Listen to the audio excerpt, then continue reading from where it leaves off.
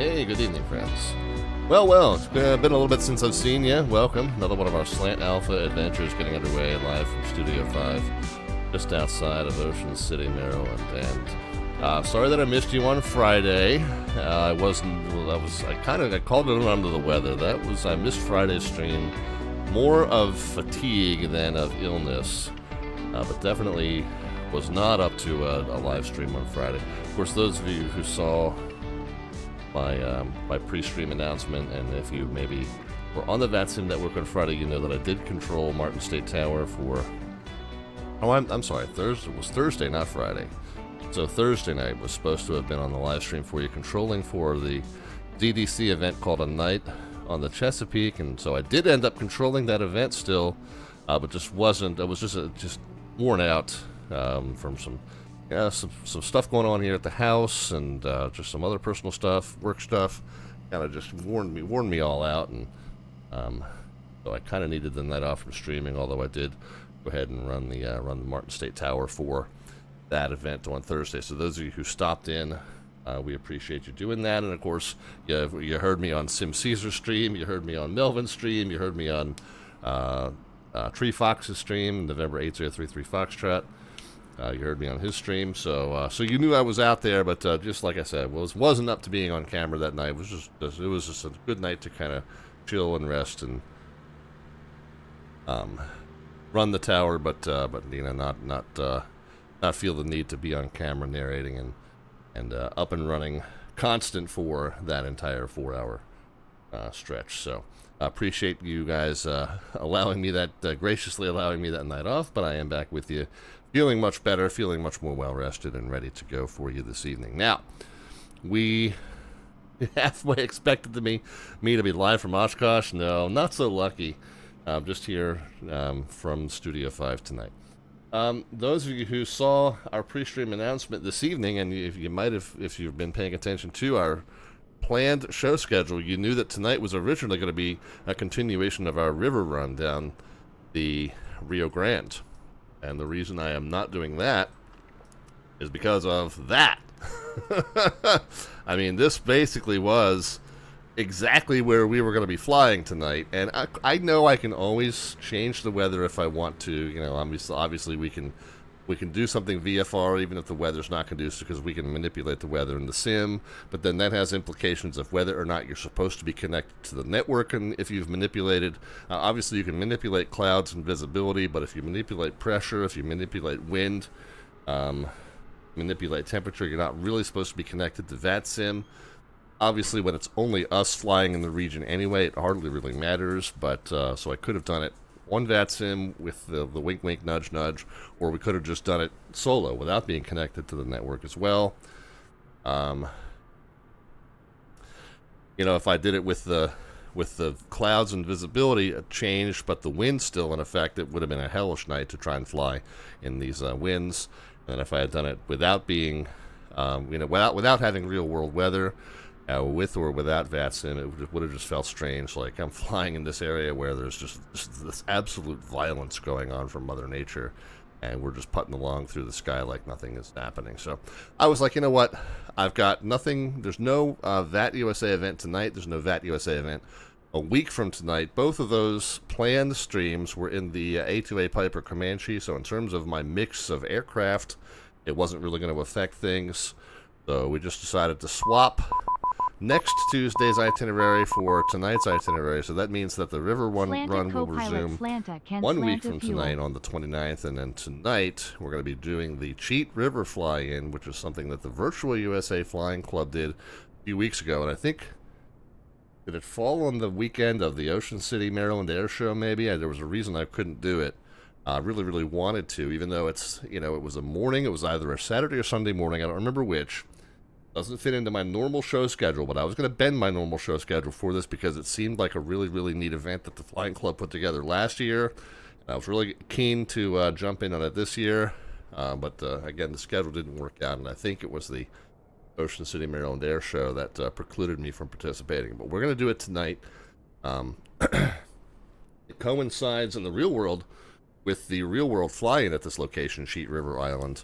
Really cool thing about that is that the last couple years, this 2024 and 2025, the Flying Club gets footnoted as semi-official participants in the real-world fly-in. So they at the real-world Cheat River, they know of the Virtual USA Flying Club and VATSIM, and they count the participants as semi-official participants in their event. Kind of cool little footnote. So we're going to start tonight down in Charleston, West Virginia. We've flown in and out of this airport just a handful of times on stream, not terribly often, but a couple times. Very interesting layout that we'll talk about here in just a minute. And I'm going to try and do this visually. So I'm going to try and follow this, I don't know if it's an interstate or a U.S. highway that comes north and east out of Charleston. And it kind of winds its way through up to Braxton County and then north to Burnsville and then north and east through Upshur County and Weston, West Virginia. And then kind of makes its way up into Clarksburg. That's going to be our stopover point. And then the destination, ultimate destination, is just east of Charleston. So we'll take a break here, and we'll take off, and we're basically flying a very short leg, but probably a challenging one navigation-wise, visual navigation-wise and terrain-wise, to get into Cheat River Island, which is right here, this little private strip, noted as 5-6 Whiskey Victor, 5-6 WV, 5-6 West Virginia, as its official designation. We've got custom scenery installed for that. That was part of the Flying Club briefing from a few weeks ago. So I have that installed. That should look nice for us. And again, we're going to be doing both of these with visual navigation. Now, if we do get lost, though, the good news is we do have a VOR right here, Clarksburg VOR 112.6. So if we get ourselves really turned around, we can kind of use that as a guide. 5 years just flies by. See what I did there? We got a whole bunch of stuff of activity to say, to acknowledge in the chat, which I'll get to in just a moment.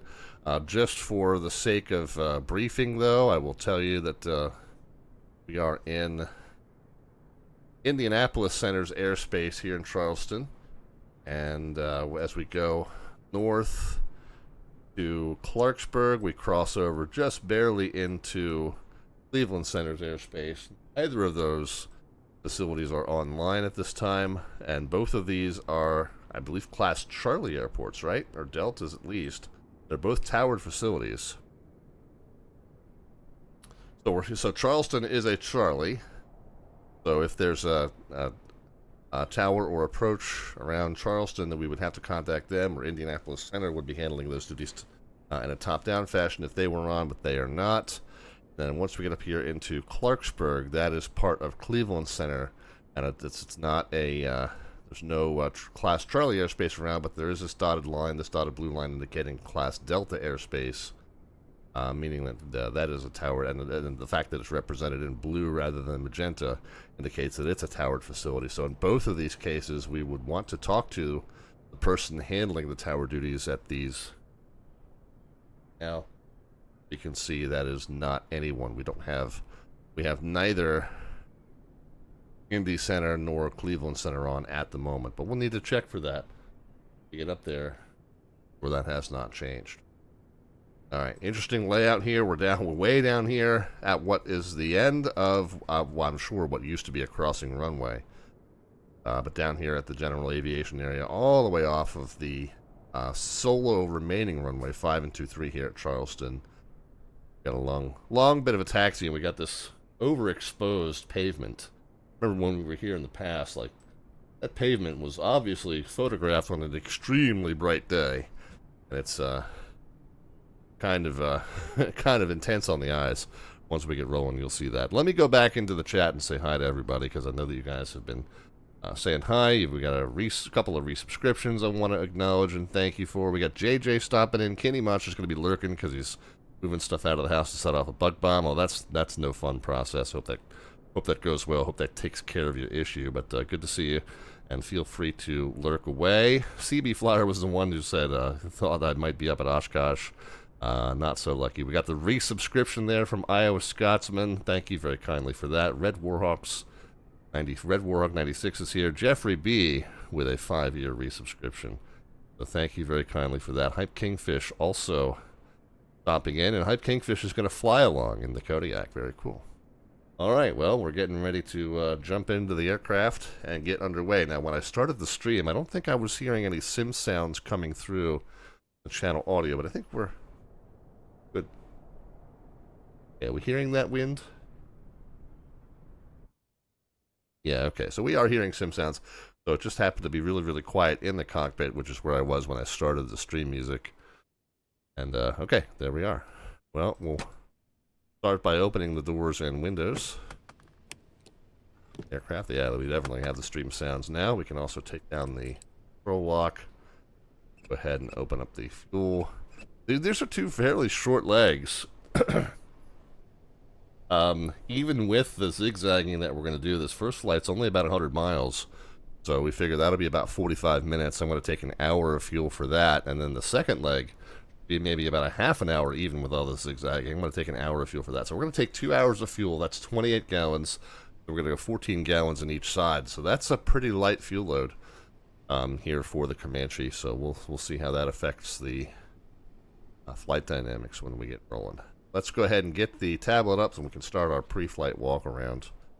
And away we go. Start by checking the flap.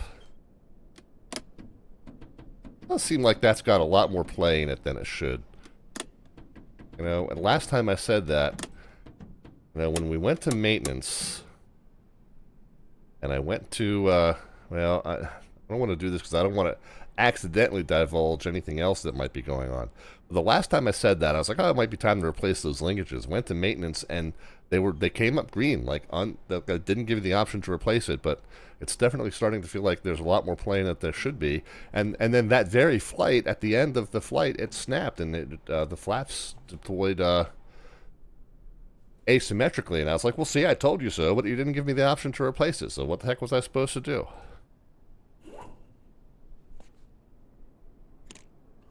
Anyway, so hopefully the same thing won't happen to us tonight. All right, so we're really only going to put 1 more gallon in each of these sides here. So it's a fairly light fuel load. We'd visually inspect and make sure that the tanks do appear to be about half full. The tank, at least, the one right wing tank. Visually say that that has happened. Ricky Bobby is here. Ricky Bobby, how are you? I am good, man. If you ain't winning, you're losing, right? Ain't first, you last. Fuel is not contaminated, and it's nice blue from the outset, so it's the right type of fuel, and there's no water settled in the bottom there, so we're good. Keep going. We got no obstructions in the air intake. Propellers looks like it's in good shape. Let's check the oil. I think we're coming up on the need for an oil change here. We should see a nice light brown color. Yeah, that's pretty dark, and it's also just, well, it's right there at the 9, but it's pretty dark. Let's go back to maintenance and engine, and let's go ahead and empty that all the way out. This is the Piper Comanche. This is the A2A Simulations Piper Comanche.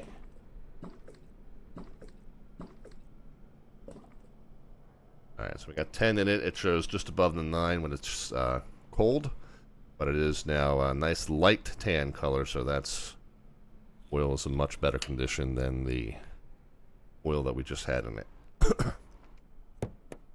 That's done. We'll continue our walk around. This is a left-hand wing tank, and again, visual inspect to make sure that it does appear to be about half full. Yeah, sure, we can kind of see. We stick our head down there, we can kind of see that half full, and it's the correct color for the type of fuel that we ordered and all that stuff. Another set of wheel chocks to move. Got the tie-down pitot cover. Run the lights on the second pass around, and we're nothing to do with the tip tanks since we're not putting any fuel in the tip tanks today, so we will out inspecting those. Flap moves freely without rubbing or catching anywhere. I'm sorry, the aileron. And the flap moves, and it shouldn't have too much play in between positions. Again, I feel like it kind of wiggles a little more than it should there, but last time I checked that, it didn't give me the option to proactively change those linkages. So I have to fix them if they break. Right, the vertical surface should move freely. Horizontal surface should move freely. Vertical surface should move, but not as freely. All good. Static port on both sides. I didn't mention it on the first time I was yammering, but static ports are free of any obstruction. Then let's go ahead and say, so if we're going to go to Cheat River, it's a camp. Let's go ahead and say we're taking a couple of suitcases, a duffel bag, and a toolkit. And I don't know whose purse that is, so we'll leave that there. Hopefully somebody, whoever's purse that is, will come claim it off of my wing before I roll. Otherwise, it's going to end up here on the ramp. Okay, so let's get the battery switch on. Let's get all the lights on. And do a second pass real quick just to make sure that all the lights are working. So the green light, the green nav light's lit. See from almost every position that the strobe light's working. Right side landing light's good to go. Strobe again kind of from everywhere. Left landing light is going to be there. Left nav light, the red is lit, so we're good. Then from the back we should see the rotating beacon up top turning and flashing. So we are all set there. We can go ahead and close and latch the door. Put the tablet away. We can turn off the strobe lights. We can turn off the landing lights, but we'll put the rest of the stuff on. Yoke out of the way just so I can see. None of the circuit breakers are tripped. Let's go ahead and put the mixing prop full forward. Magnetos to right, and then left, and then both. Let's, well, hold on. We're going to run the fuel pump here for a minute. See the fuel pressure come up from 0 to 5. Slowly but surely, we'll go ahead and pull the primer. 1, 2, maybe 3 times. Okay, we'll put that back. We'll leave the mix forward. We'll put the throttle down to about 10%. And we'll call clear, clear, clear. Windows are open so people around us can hear that. Push the throttle gently forward as we spin the pedal right till it catches. Okay, we'll disengage the starter. Pull the RPMs down to 1,000. Check the oil pressure. Did it come up right away? It sure did.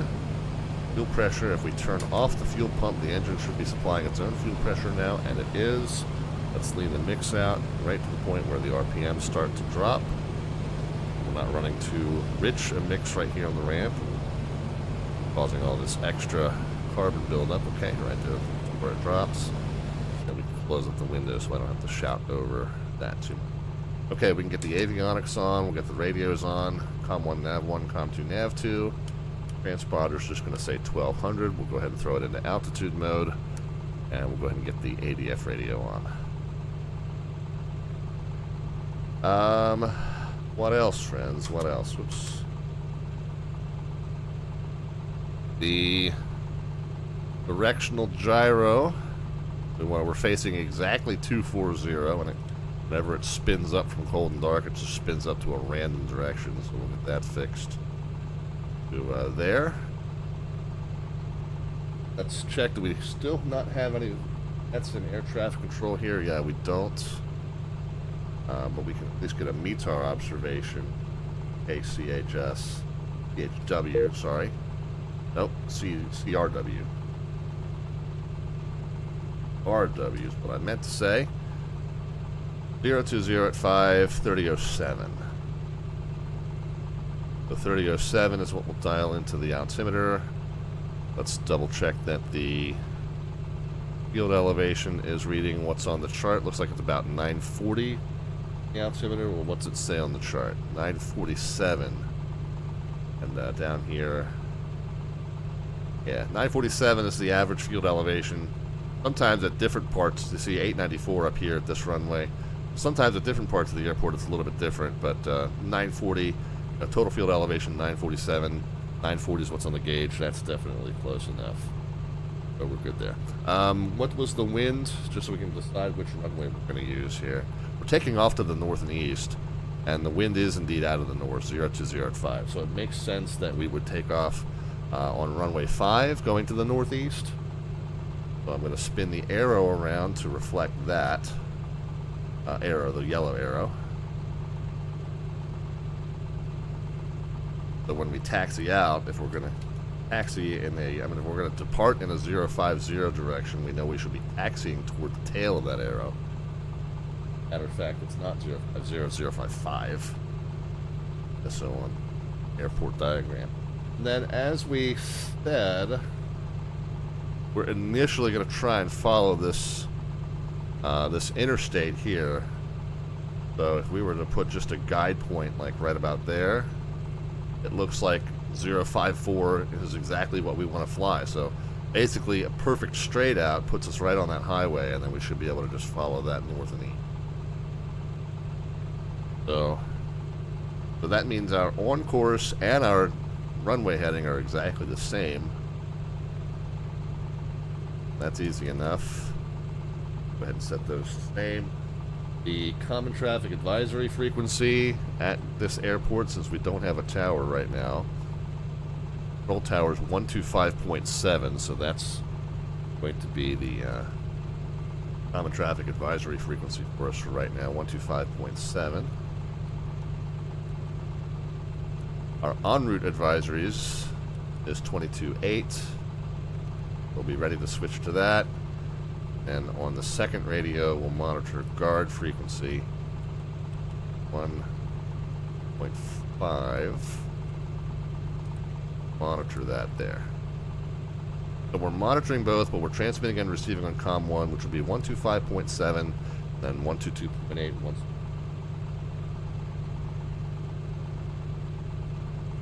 Does that sound about right, guys? Am I missing anything?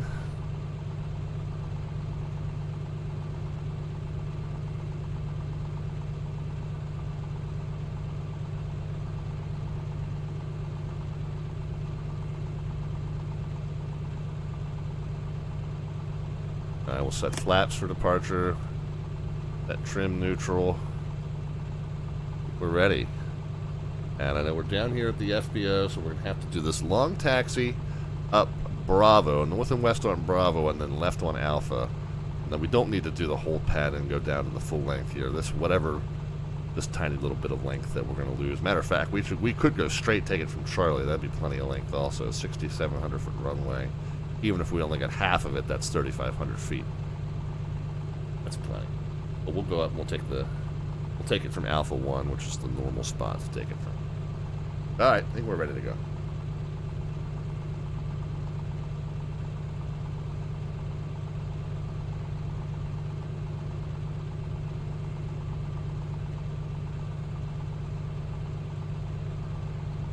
Never did get a good bracing solution for my rudder pedal.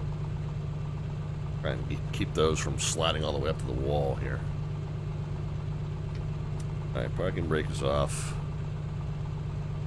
Spin it around.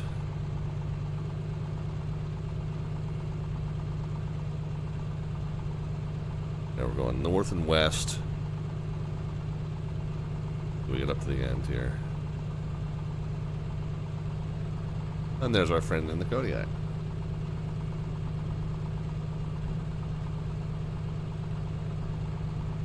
Charleston traffic, Comanche 514 Delta Victor taxiing out to runway 5 for VFR northeastbound departure Charleston. See how overlit this pavement is? You can barely see the yellow lines on it. Traffic, November 930, Charlie, taxiing to runway 5, VFR north, westbound departure. Northeastbound, but who's counting?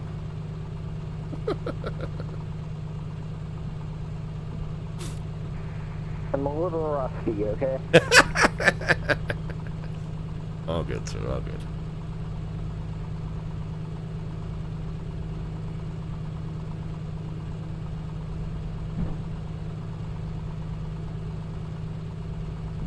Alright, RPM's back down to 1,000.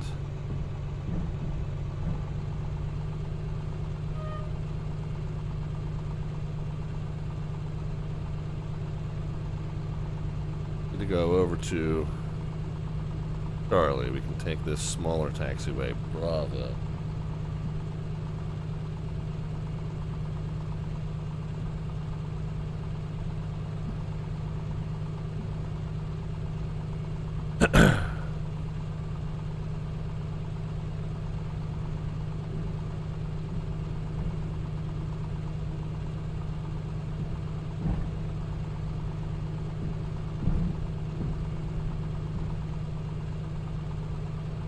Rollup is here. How are you? Wow. Thanks for the tote and the t-shirt. We'll post photos on the Discord soon.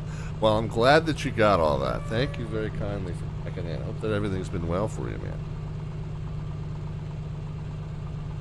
Coming up here on the terminal. So Bravo kind of shimmies to the left here.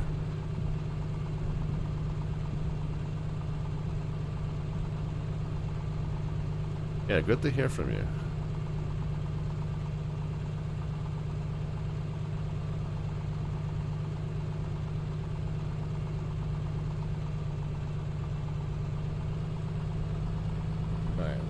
the end here. This becomes this dead ends into Alpha. We'll make a left, head down to Alpha 1.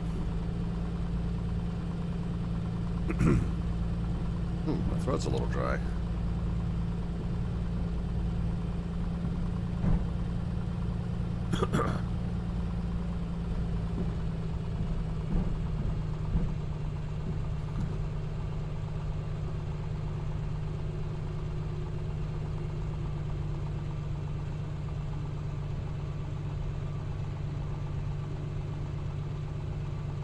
All right.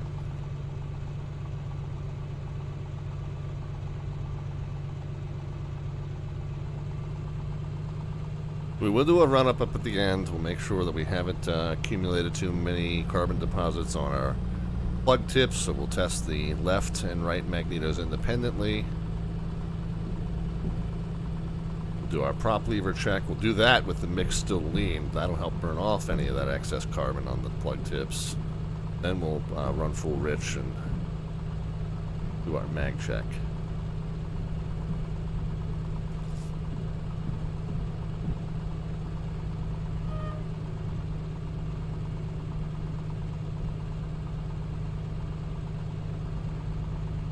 Okay, so we're going to just hold the brakes here. Run it up to 2,000. Again, mix is still kind of leaned here. So 2,000 RPMs. We'll flex the prop lever down and back up 3 times. 1, 2, and 3.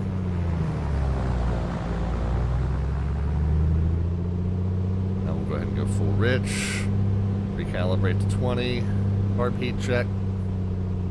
Okay, yep, that doesn't occur a loss. Let's go to just the left mag. Okay, it only drops 100, so we're good. Back to both. Let's test just the right mag.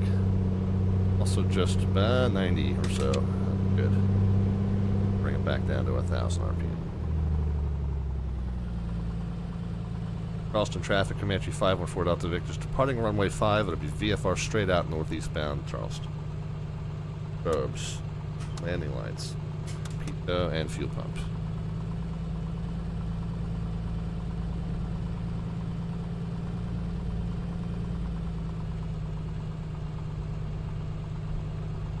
No traffic inbound, nobody on the runway. INSOC is indicating approximately what we expected.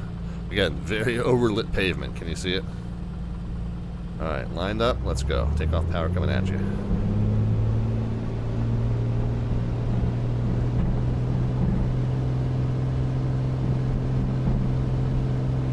Charleston traffic, event-goers, 80 miles an hour.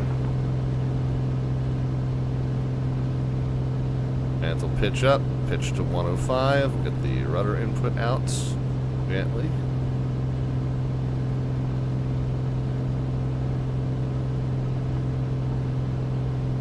As we're sure we're not returning to the pavement, we'll go ahead and get gear in.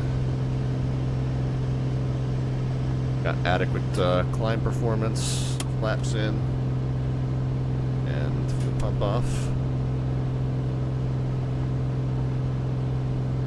Pitch to maintain 105. Very gently ease the RPMs back to 24, and the manifold pressure to 24. Go. Charleston traffic, Comanche 514 Delta Victor, clear runway 5, VFR straight out northeast bound Charleston. Charleston traffic, November Charlie, VFR straight out northeast bound Charleston, taking off runway 5. Okay, now. Catches, I don't see the highway that we're following. I see highway there, kind of winding off to the west. And I have been on that highway in real life. This airport is really interesting. It sits up on this plateau that you can kind of see if you look up from the highway to the airport. There's the highway down there. And it's going to wind around for a bit. Okay, so it looks like it goes up this way. I am going to level it at 3,500. I don't think we're going to need much higher than that. And we took off right at 7:35 or thereabouts, so we'll use that for our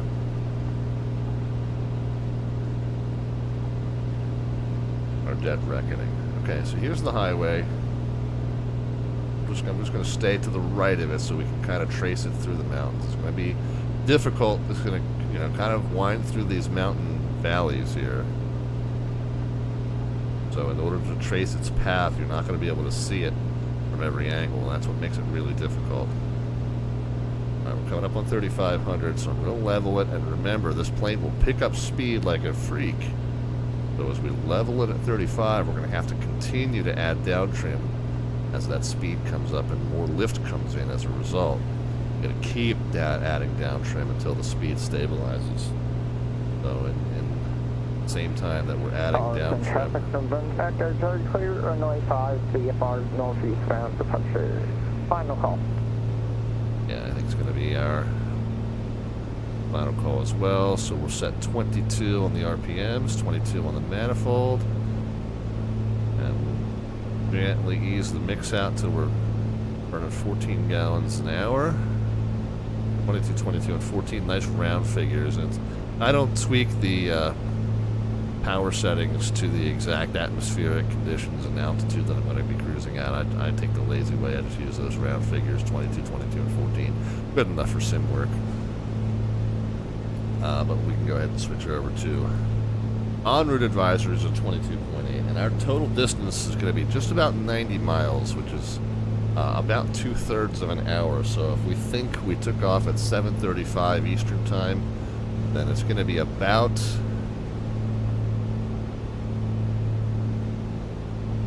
quarter after the next hour is going to be our approximate expected arrival. So let's just make sure that we're keeping good track of our time and distance here. We're going to track about 2.5 miles per minute at 150.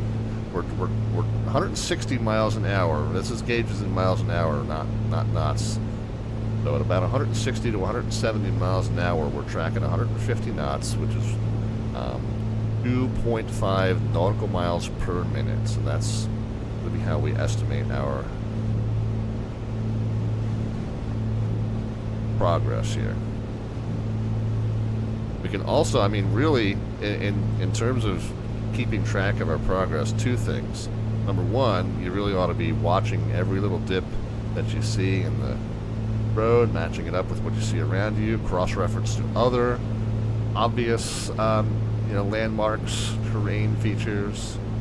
We got the river over here. We got another highway. Not sure which of these highways now is the one that I want to follow. It does look like just north of the airport we've got these two highways. But if I branch off to the east, I want to make sure I'm following the one that's going northeast still. Have to be careful.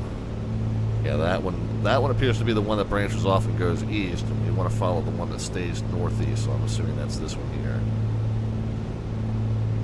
We got a river that follows that one. Does that seem right? Yeah, this blue line here follows that one to the east. So yeah, we want to follow the one that kind of stays on the northeast track.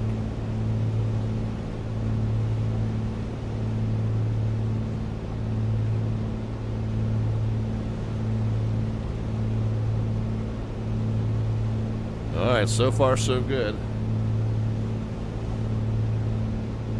This would appear to be the town of Clendenin, West Virginia. Right? Kind of right along the riverbed. Banana-shaped town. But we're staying to the north and east here.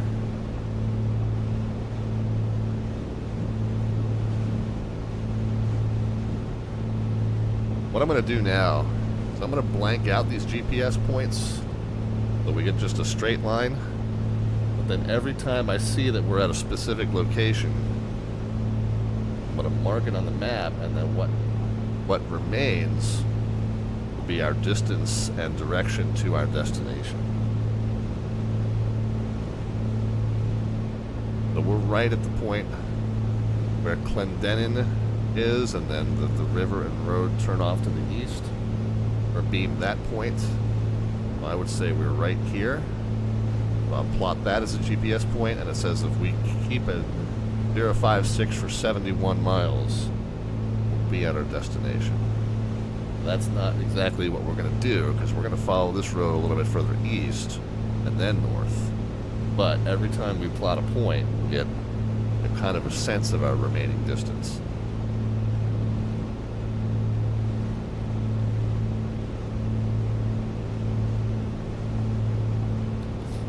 RPMs are a little high. I'm going to back those off. 22. Manifold is just a tiny little bit high. We'll back that off. 22. Now this says I'm at 21.9 on both of those, but I'm just looking at the gauge here. It looks like we're slightly below 14, which is fine. It just means we're being slightly more fuel economical, but it also means we might be running at a slightly reduced power. I like 22, 22, and 14 just works out well in terms of that 150 knots and 2.5 nautical miles per minute. Plus it jives with all of our fuel planning. Now, there's no harm in arriving somewhere with a little extra fuel, but in the long run, messing with your power settings also affects the time that it takes to get you there, so it does throw off your estimates.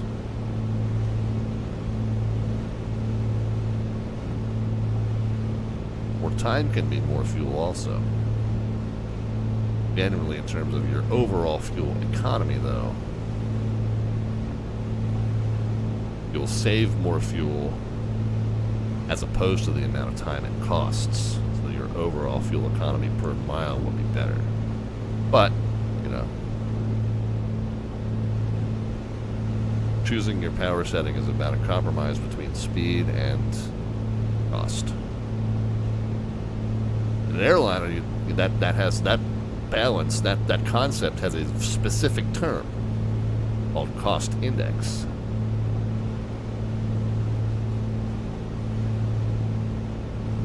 In the G8 plane, it just means you can choose different cruise power settings depending on how much you prioritize speed over fuel conservation.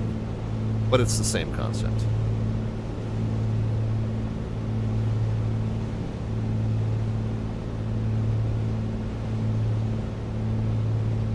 A little bouncy. Coming over some pretty good terrain. Even a moderate breeze over this kind of terrain will produce some swirling air this low. We could maybe get smoother air if we went higher.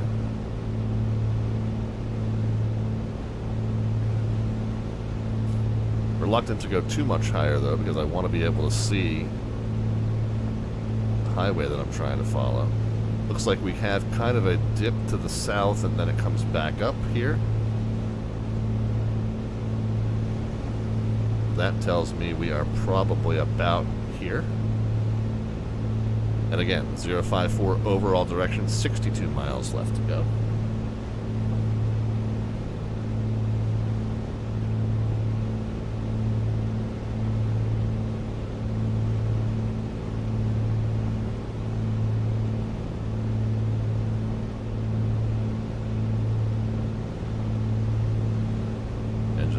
Happy, everything's in the green. I don't reset all the values. So this thing is trying to keep track of how much fuel you have, how much oil you have, all that stuff. I don't input all those values.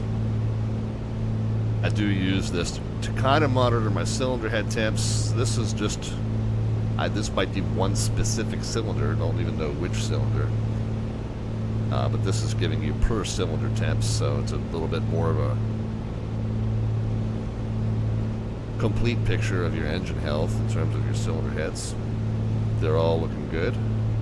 So again, 22, 22, 14. Temps in the green. Pressures where they should be. Temps where they should be.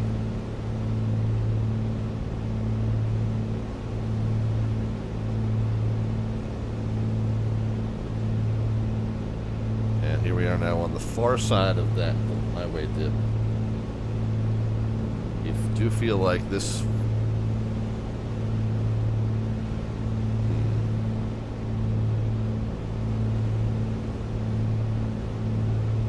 following the wrong highway? Maybe following the wrong highway. Well, hold on. No, I wouldn't say so.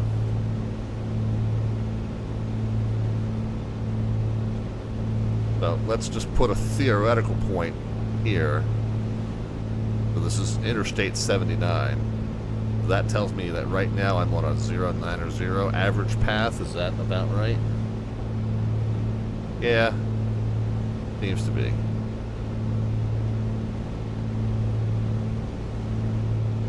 So I'm going to take this point out because we haven't gotten to that point yet.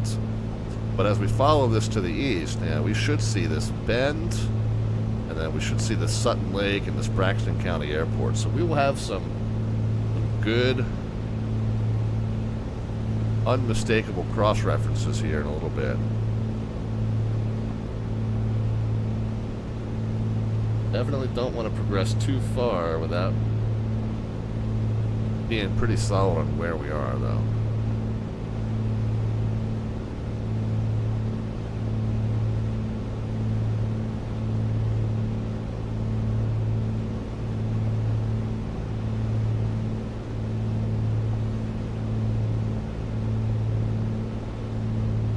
I'm at a point where 090 is kind of turning back to 060 for very briefly.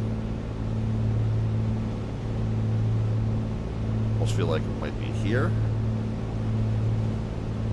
If our theory is that that's where I am,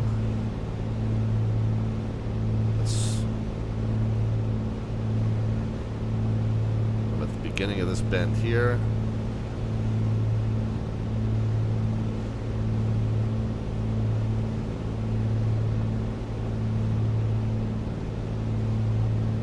If that's the case, then my distance to Sutton Lake should be 17 miles. 17 miles at 1.5 miles an hour is going to be slightly more than 10 minutes. So right about the top of the hour, 8 o'clock Eastern Time, top of this coming hour, 12 minutes away, we should definitely kind of have a good sense of Sutton Lake and Braxton County Airport. If we see those things, then we'll know that our navigation is progressing as we planned it out. But definitely don't want to be flying blind here, following the wrong highway and not realize it.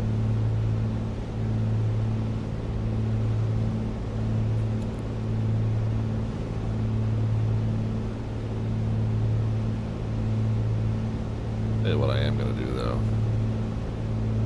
I am going to take it up to 5,500 just to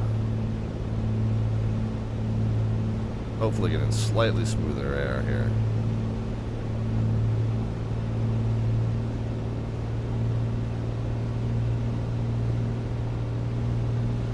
So RPMs to 24, manifold to 24, a little bit of power back into the mix.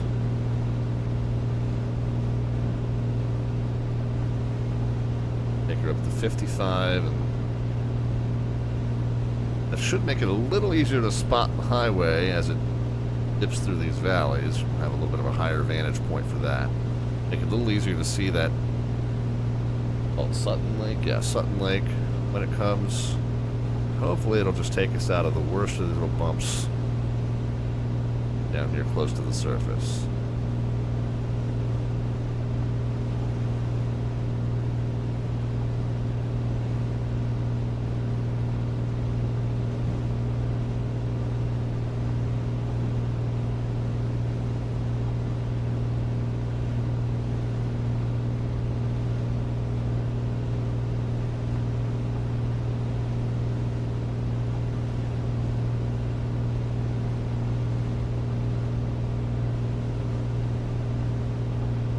Have a point where the highway crosses a river almost perpendicular? We do. That may mean that we are right here.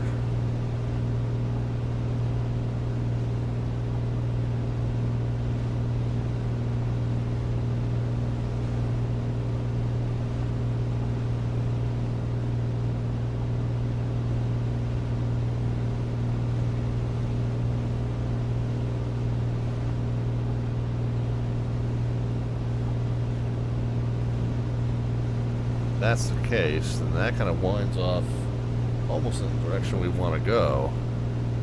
Then this highway is going to come up ahead and make a pretty wide sweep around to the left also. That could be right where we get close to Sutton Lake. That could be the Sutton Lake right here.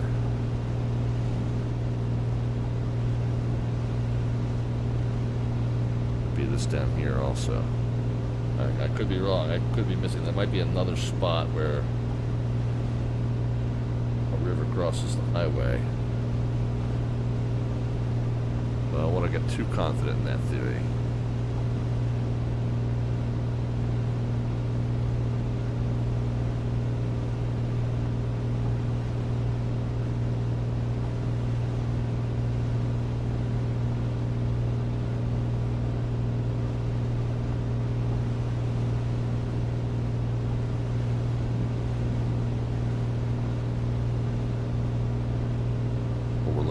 Sutton Lake here.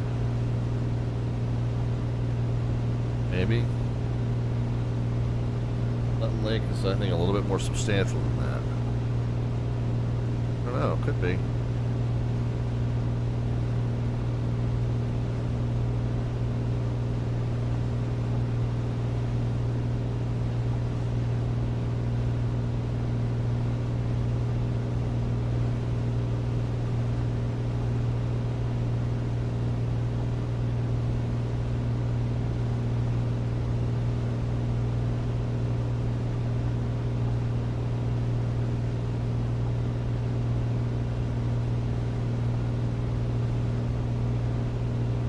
Machiavelli says, does Microsoft Flight Simulator have great landscape for most of the world? Absolutely yes. And this is default stock scenery that we're looking at right here. This area, I've got some add-on packages, some freeware and payware add-on packages for certain airports, but this is regular, good old right out of the box scenery. Mountains of West Virginia, U.S. right now, but yeah, no, it looks this good everywhere, man.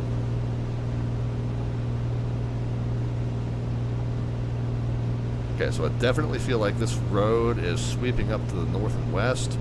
We got a big spindly lake here, so I'm going to say with fairly high confidence that we are over this eastern lobe of Sutton Lake right now. We should be able to spot this Braxton County Airport as well. And we want to turn basically to about a 037. I also have not updated that directional gyro recently either.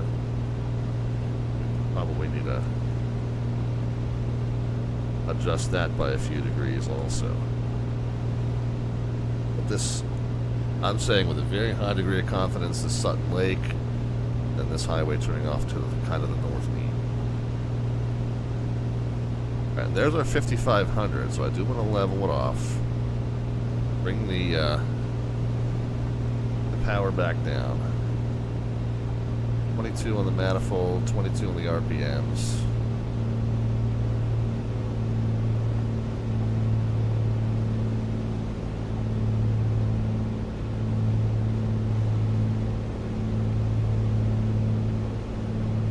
Mix back down, 14 gallons an hour.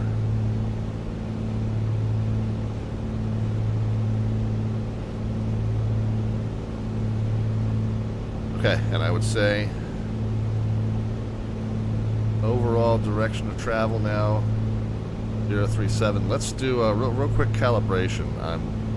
My directional gyro says I'm exactly at a 050 and not turning. This almost says I'm more to 040, so yeah, like I said.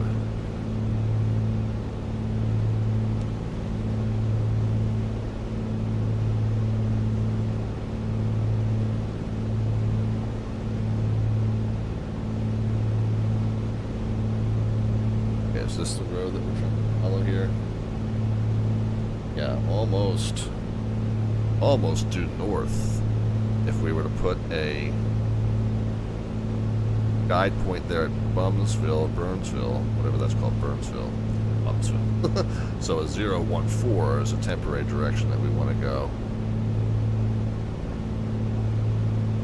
And I would say, yeah, that our highway that we're following here definitely seems to be doing that.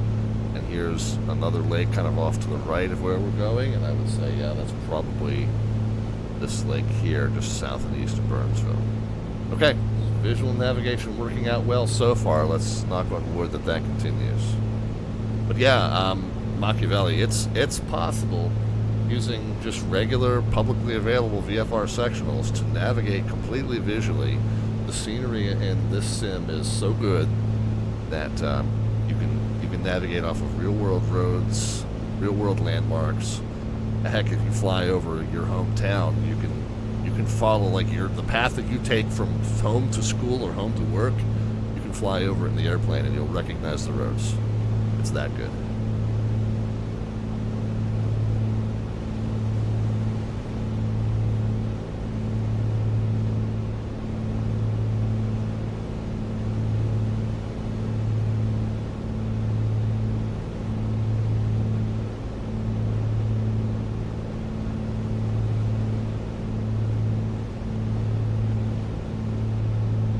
I did not see that airport. I kind of got distracted and forgot to look for that airport that we were supposedly flying over at Braxton County. I assume it was down there. We just, if I watch the stream back, I'll probably see it.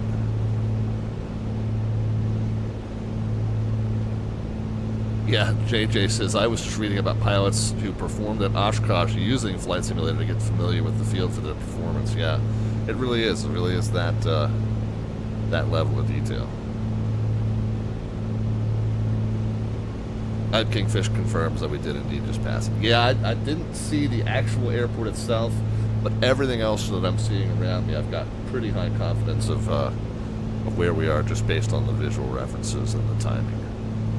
So far so good, man. So far so good. And Kingfish, normal rules apply. If you see I'm starting to get off somehow, don't tip me in. Don't tip my hand. You know, don't give me any resources I wouldn't have in the cockpit if I was doing this for real.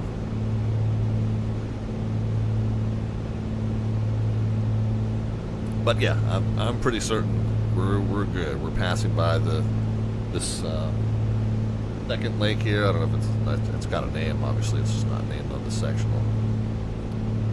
Passing by Burnsville, so we're going to turn to about a 046, about a 050, head up toward this Weston town. So we should see the highway kind of bend to the north and east, and then we'll see another couple of lakes paralleling the highway. 046 basically.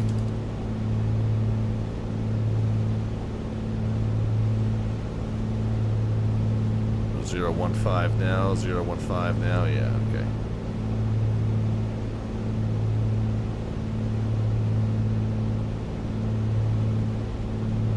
So yeah, here's our highway. As I turn to a 046, I can see that the highway's going to bend left and then right. Then we got this lake over here. Yeah, so far so.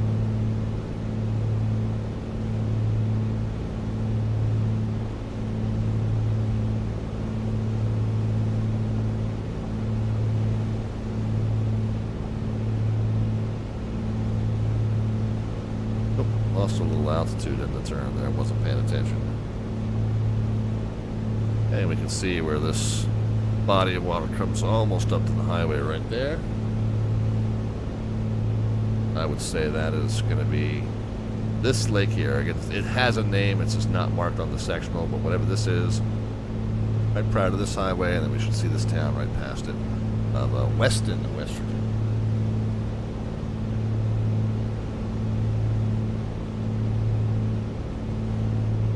But so far so good.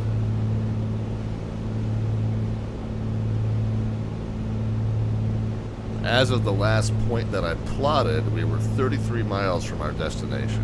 That kind of clues me in. Like, once we passed Weston, we're really only going to be like 15 miles from Clarksburg, so we need to kind of start looking at that. But still no VATSIM air traffic control on yet. Cleveland Center still not online. So let's, while I've got the plane pointed roughly in the right direction, let's just go METAR KCKB. 020 at 4, so pretty similar in terms of the direction that we took off from. 3011 is the altimeter, so we can bump that up slightly from where we have it now. Right there.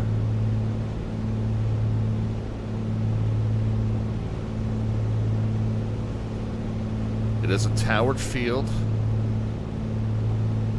We do have a runway 3, so it seems like we're going to want to just do a straight in the runway 3. You don't ordinarily, at a non-towered field, you don't ordinarily try to set up on a long straight in because you don't want to be coming straight down an extended final while people that are already in the pattern are turning from downwind to base, and then all of a sudden you're there right on top of them. So that's kind of it's a no-no from a safety standpoint and just a rudeness standpoint. You don't want to cut people off in the pattern. At a towered field, you would presume that if you checked in, you know, hey, I'm 10 miles south and west, you know, tower could clear you, advise you to direct you to make a straight into runway 3. You know, and the tower would then be responsible for sequencing any other aircraft in the pattern to you. So in a towered field, a long straight in might be okay because the tower would handle the sequencing. So we can kind of plan on that long straight into runway 3 there. They don't have, there's an ILS to runway 21, there's not an ILS to runway 3. I'm going to tune it just as a sanity check. But we won't need it. Does that ILS to 21 have a DME with it though? Might be good just to have the DME reference.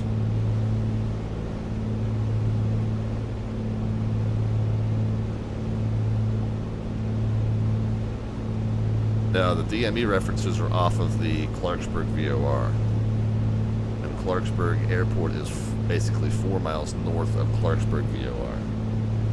So we can tune that Clarksburg VOR just for distance reference. We'll know that we'll pass that VOR, and then we'll pass 4 miles past the VOR is where the airport will be. That VOR is on 112.6.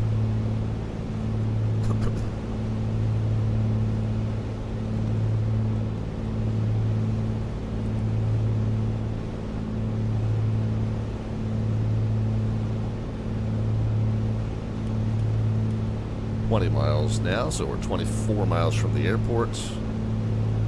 And we got civilization immediately off to the left. Got the highway zigging to the right with some more civilization there. I would say right about here where Weston is, I'm going to just put a marker about there. And it says we're 20 miles from the airport, which would mean we're 16 miles from the VOR. It's pretty close. Or maybe we put the marker just a little bit further up than we actually are, but we're pretty close there. Means that we need to be flying about a 043. By the way, what's our common traffic frequency here? 126.7, 26.7. 25.7 where we took off. It's 26.7 there. We'll have that ready to go. And like our highway comes up this way. I do want to gently turn to the left. We picked up a couple extra 100 feet of altitude. But really, honestly, at this point, I want to probably start descending. The airport is at what elevation? It's 1,200 foot elevation. So 2,200 by 3 miles out, 20. I'm going to need some pliers and 700 by 730 weight ball bearings. What the hell you need ball bearings? It's all ball bearings. So 2,700 by the time we'll say 2,500 by the time we're over top the VOR. Elvin is here.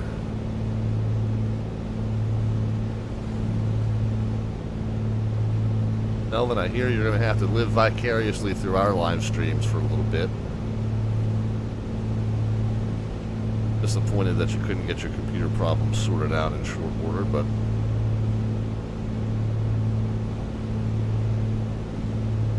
all equipment has an end of useful life eventually.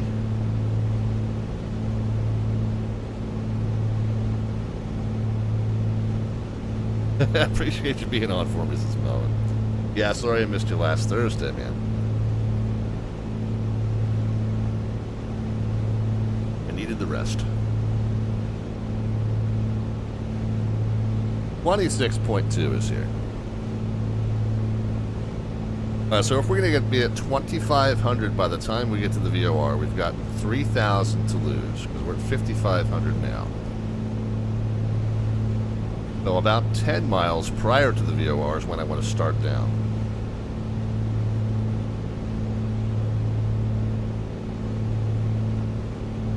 And at 3 times ground speed, so start down 10 miles prior, and we want to get a descent on that's just shy of 500 feet a minute.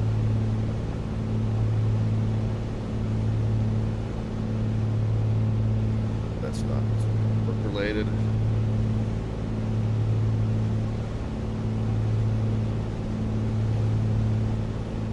Might be more information.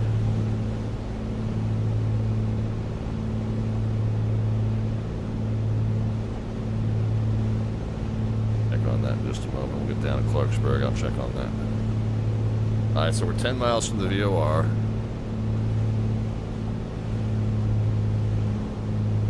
Bring the power down just a little bit here. Maybe 19 and 19. We'll look to descend about 500 feet per minute. We're following the highway. The airport will be to the right of the highway.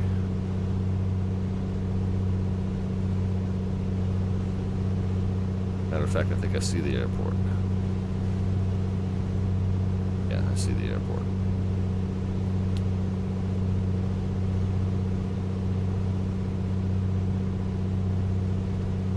Clarksburg traffic, Comanche 514 Delta Victor is about 15 miles south of the airport, setting up for straight in, runway 3, full stop, Clarksburg.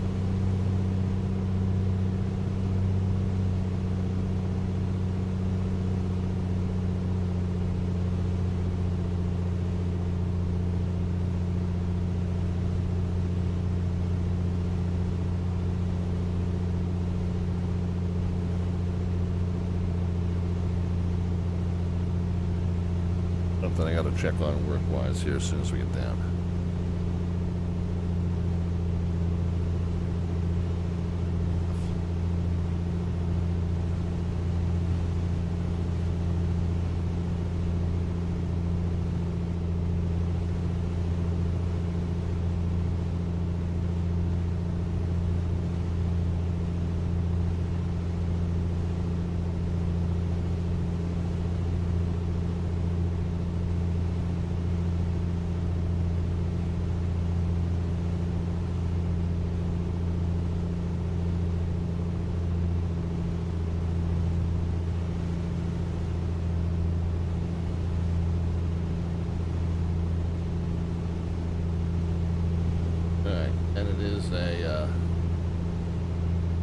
Left-hand turn off if we make it down successfully.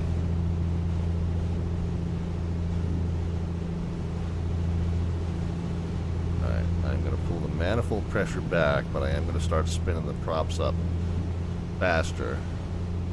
Help us get the speed under control. I also want to make sure we're maintaining a descent.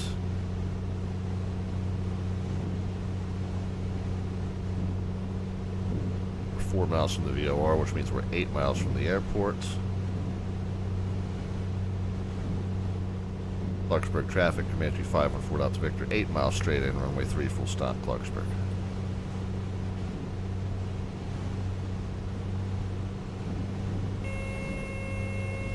Yelling at me because I've got the power as far back as it'll go.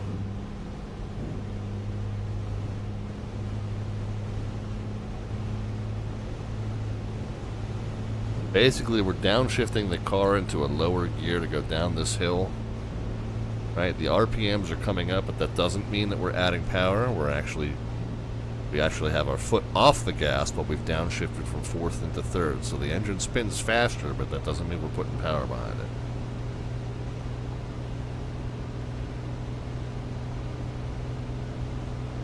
Okay, we'll keep it shy of the red line there. We'll keep the power backed out as far as we can.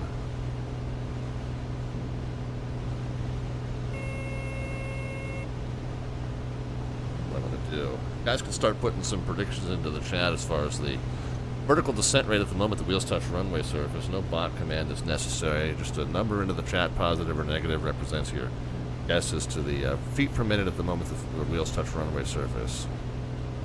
No bot command, minus sign optional. What we're going to do now is going to pitch up. We're going to let the speed fall off, and then once we get it down to 150, I can throw gear out. And once we get to the white arc, I can start throwing flaps out. So that'll help us manage that speed. Gear out, it'll stop yelling at me when I pull the power down. All right, now we're in the white arc. First notch of flaps comes in. Prepared for landing. So fuel pump can come on as well.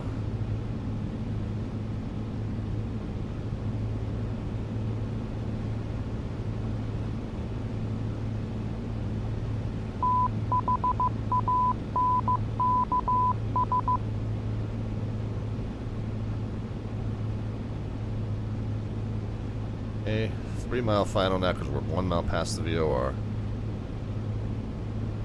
Larkspur traffic, Comanche 5 with 4 Delta Victor, 3 mile final, runway 3, full stop, Larkspur. Okay, second notch of flaps can come in. A few reds there. Up a little bit. One more notch of flaps I can go in with.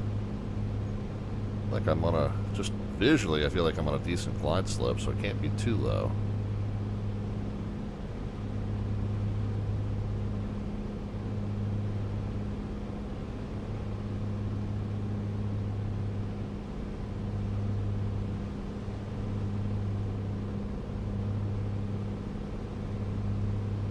Well, I am kind of aiming for the piano keys and not the Emmy block, so maybe that's the difference. There we go, now we got a set of whites.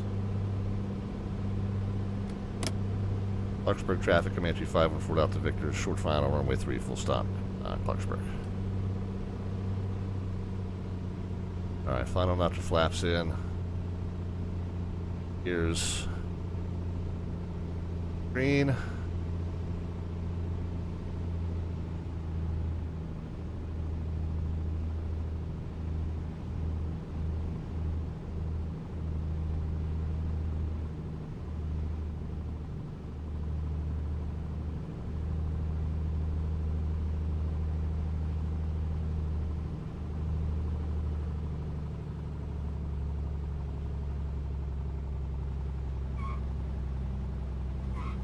Squeak, squeak.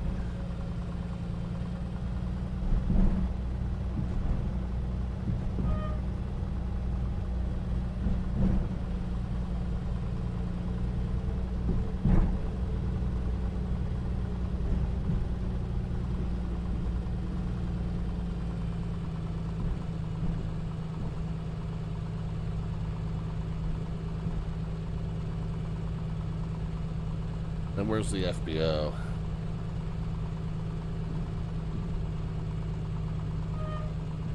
I guess we'll go up near the control tower. Clarksburg traffic, Comanche 5 and 4 Delta Victor, clear runway 3, Clarksburg. Alright, strobes, landing lights, pitot, and fuel pump. Flaps can be stowed. As we bounced it once, I think it was more of a gentle skim and skip. Hope you guys guessed low.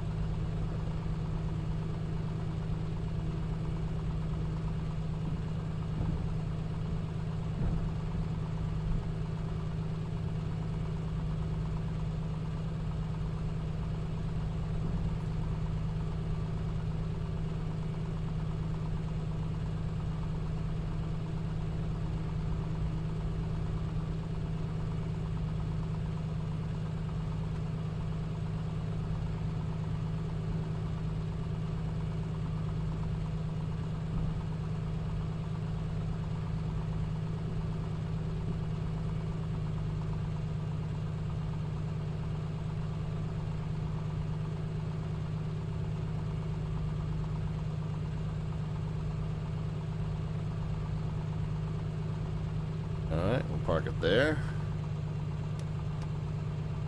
1,000 on the RPMs. We'll lean it to the mix, or lean the mix until the RPM starts to drop slightly. Slightly.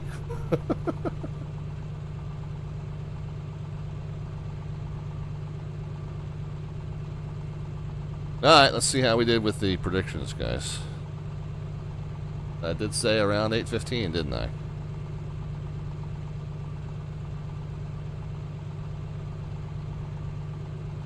Alright, so yeah, 4 knots straight on headwind. Did skim and skip it just ever so slightly. We do have to disregard the G's because the A2A, they run what's called their add-on that's called AccuSim. It basically runs in the background aside from the sim, and then it injects the flight model data into the sim. So it gives them a little bit more control over the flight model, so they use that as the way to control the aircraft. So it does whatever that does, it messes up the stats that they calculate the G's with. So we kind of have to disregard that one. 35 was the number that registered in terms of how quickly we were descending when the wheels touched. So nice little bit of a squeaker there. What were the guesses? We had 88, 81, 43 from Iowa Scotsman, and then Eric FX came in with the 65. We also had the follow there from Mariner 98. Mariner, I apologize for not saying a proper hello to you. I think I was on final at that point, so I had my brain slightly distracted, but appreciate you hitting the follow button and stopping in to see us. Our typical show schedule Tuesdays and Fridays at 7 p.m. U.S. Eastern Time. Hope that you'll stop back and see us. Iowa Scotsman is going to be the winner. He guessed 43. Actual was 35. So let's that down. Iowa Scotsman at Clarksburg, KCKB on 7, whatever this is. 22? Is it 22nd? Very good. All right, we're going to take a quick break out of the cockpit for a little liquid recycling. I got to check on a work thing that hopefully I don't need to shut the stream down and go respond to. But I'll check on a work thing, and we'll be back with some more flying left to do. We're heading over to Cheat River Island, the iconic airstrip, and we will make our way there in just a few moments, friends. Thanks for flying along with us on the Slant Alpha Adventures live stream. Back in just a few. Sit tight.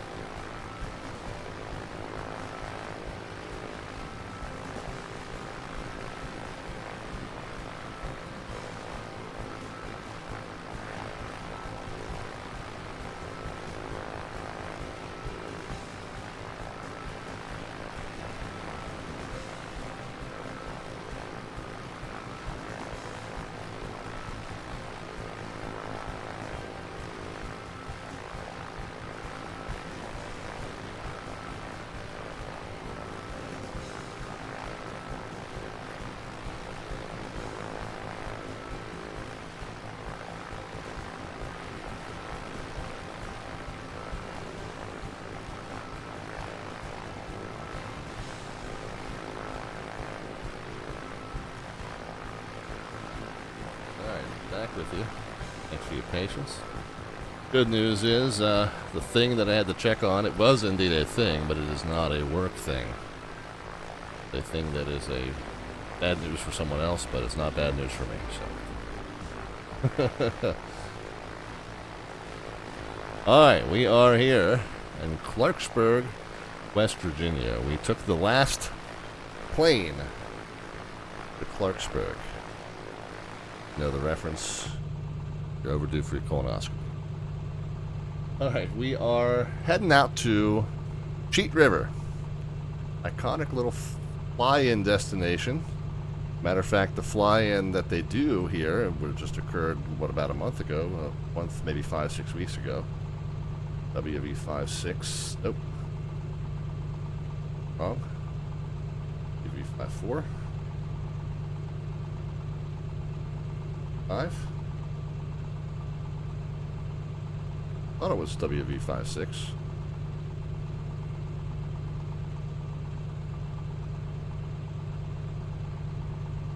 It's right here. 56WV. Yeah, I was close. Alright, so Cheat River, this is the an iconic little spot that is the subject of an annual fly-in. The Virtual USA Flying Club, for at least the second year in a row, does a virtual fly-in to Cheat River, and I believe it's on the same day as the real-world fly-in to Cheat River Island. And as a matter of fact, for the last 2 years, 2024 and 2025, our virtual attendees have been counted, unofficially kind of footnoted, well, officially, but footnoted, as semi-participants in the real-world fly-in. Last 3 years, says Jet Pilot Cinnamon. Jet Pilot Cinnamon is the founder of the Virtual USA Flying Club. I knew it was for at least the last 2, and it sounded like such a cool thing to do. I really wanted to do it this year, but I think it coincided with the Ocean City, Maryland Air Show, which meant that I had to work. Not that I have direct involvement in that air show, but certainly indirect involvement in that air show.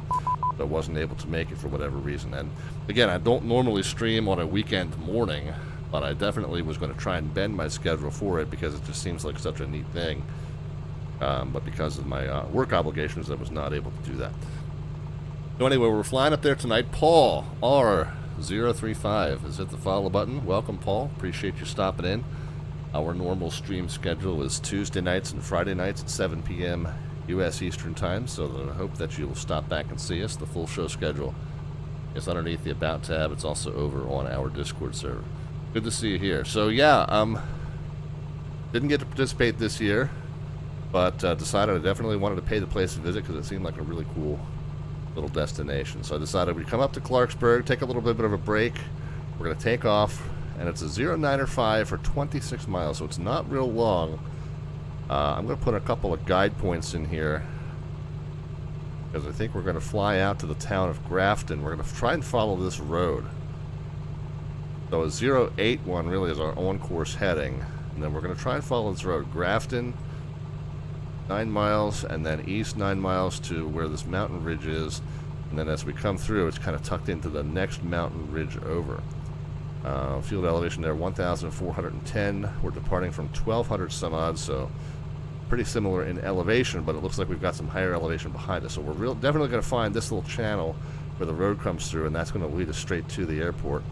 If we right-click, open a new tab, we can get some information about Cheat River. It's a 13 and 31 runway, 2,000-foot turf runway. And looking for some notems in terms of the preferred direction. Well, I'll tell you what, there was some information on the club briefing from that up.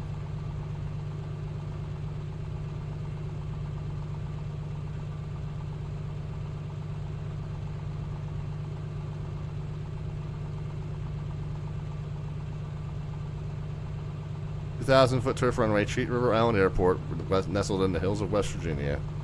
1410. Prior permission required, but I've already made the arrangements. Perfect. So it's a right-hand pattern to runway 13.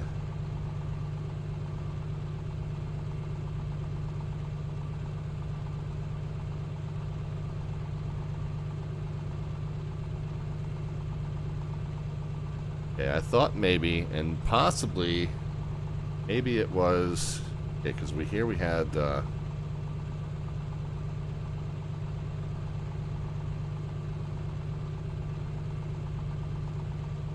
we had a scenery package on flightsim.to. The main approach is from the southeast across the Cheat River.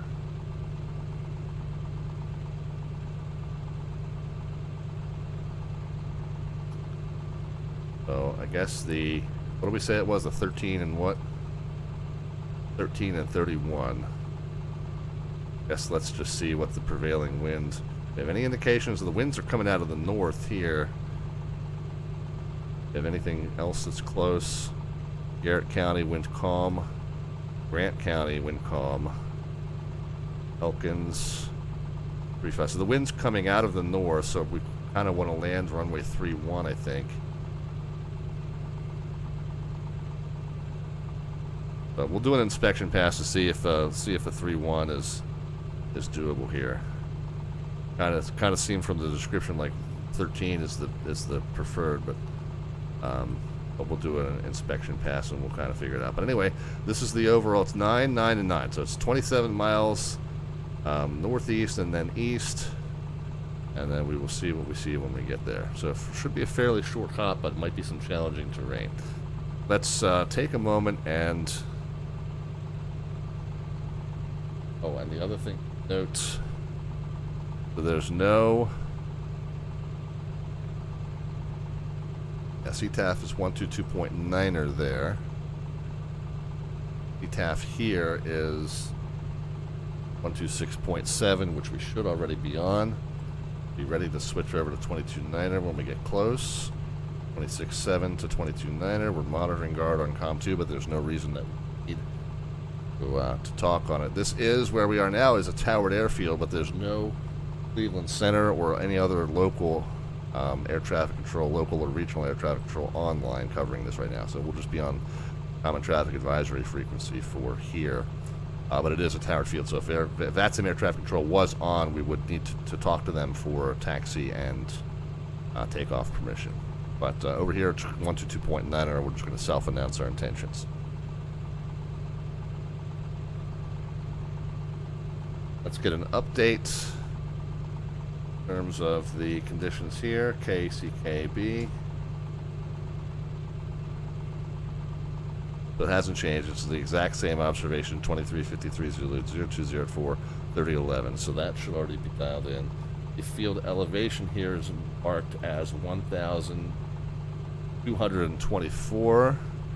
And that's pretty close to what is being shown here. It looks like just under 1,220 is what's being shown here, so that's fine. Our directional gyro is probably in need of calibration. We're parked at about a 215, 216 maybe. Looks like it's a few degrees ahead, but we'll put that back there. We are going to depart on runway 3. I'm going to flip the needle so it's not tuned to anything that would move it. I just want the arrow to mark the runway heading. Is it 030 exactly, or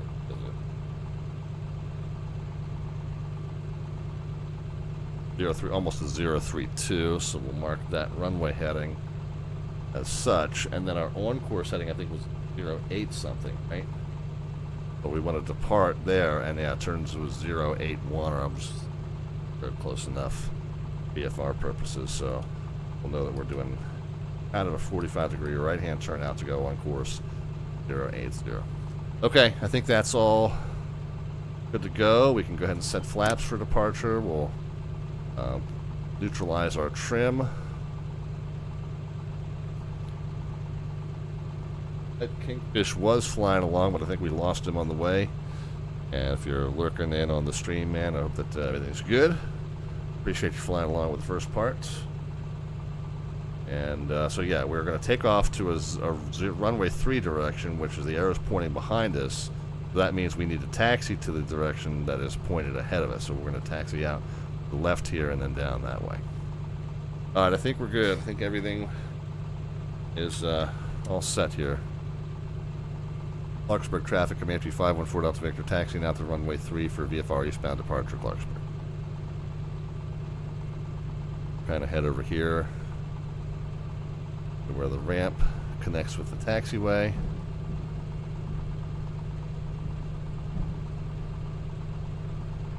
And again, 27 miles shouldn't take us very long at all. It's probably, 15-minute flight, but maybe a little bit longer because it may take us some circling to get into good position for an approach. We might have some challenges with the terrain. We might need to slow down and find the correct valley. So it won't be too long a flight. It might be a fairly short stream tonight if we make it in there by about 9:30 Eastern time, but that's fine. I'm good for a shortened stream tonight.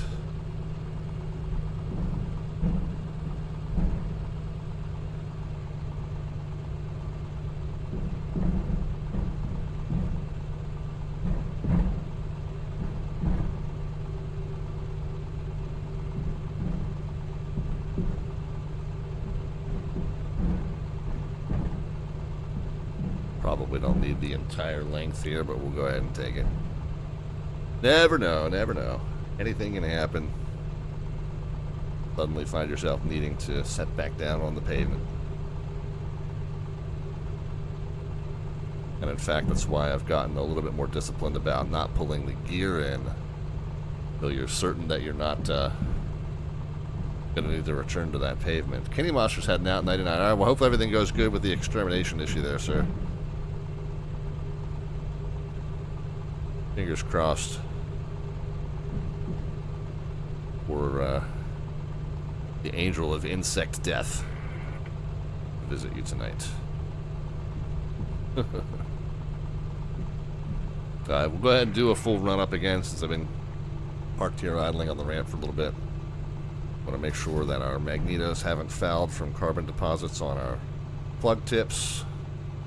We'll come to a stop here. We'll go ahead and run up the engine to 1,000 RPMs. I'm going to leave the mix leaned for the first part. So if we've built up any excess carbon deposits on the plug tips, running at higher power and leaner mix will help burn those off. Flex the prop lever 3 times while we got that going on, so we're doing one stone. Beethoven 11-2 is here. Beethoven, welcome back to the stream. Good to see you. So there's 3 times. 3rd time's a charm. I'm now going to go ahead and enrich the mixture, recalibrate exactly to 2,000 RPMs. Do a carb heat check and make sure that you do incur a little bit of a loss of power with that. That's normal. That's what you want to see. That means it's working. Okay, we'll check the left mags. Dropped about 100 RPMs there. We'll go back to both. That should return it. And then same on the other set of mags, exactly 100 RPMs on both sides, so good. Bring it back down to 1,000 RPMs, and we are good to go. Wallop says the Comanche guy fly-in Cape Town has no toe brakes. Taxiing and braking on landing requires reaching down and pulling a handbrake. That's wild, man. So it's only a handbrake? It's no differential brake?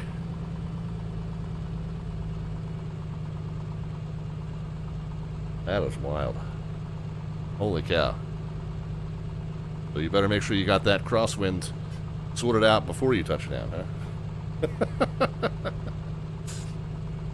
Clarksburg traffic, Comanche 514 Delta Victor departing runway E. It's going to be a right-hand turn out VFR eastbound, Clarksburg. Probe, landing lights, pitot heat, and fuel pump. I haven't done any crosswind landings today yet. Well, don't. Sounds like it might be dangerous.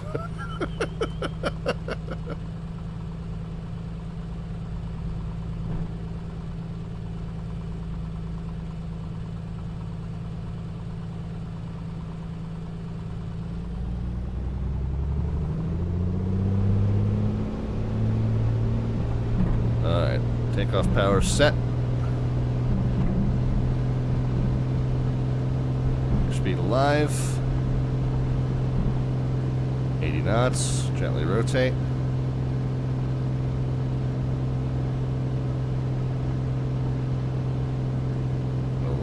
keep the gear until we're sure we don't need any of that pavement ahead of us. Everything going swimmingly so far. Pitch to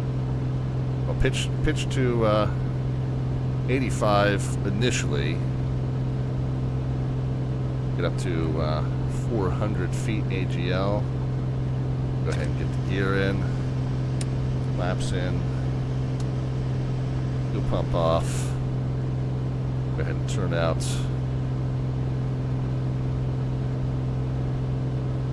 On that departure heading. Go ahead and get the RPMs down to 24, manifold down to 24.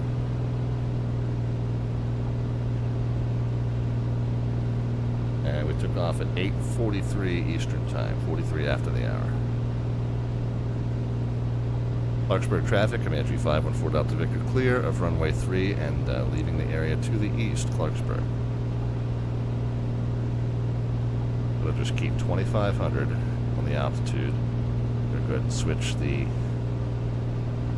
radio over to the CTAF for our destination. I'm looking for this eastbound road. I don't really see it. Or maybe it's this road down here. I don't know. Go ahead and get the power pulled back. Coming out to keep 2,500. Get the power pulled back, and then let's look for a nice major east-west road here.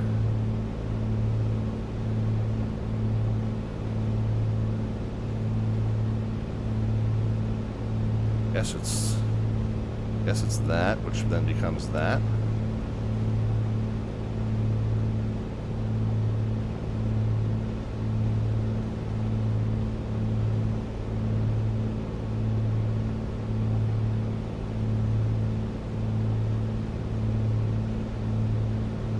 Want to be picking up excess altitude here.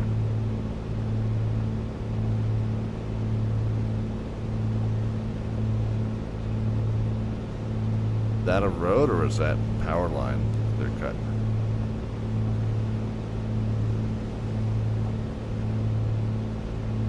Yeah, that might be a clear cut for power lines there. Is this the road?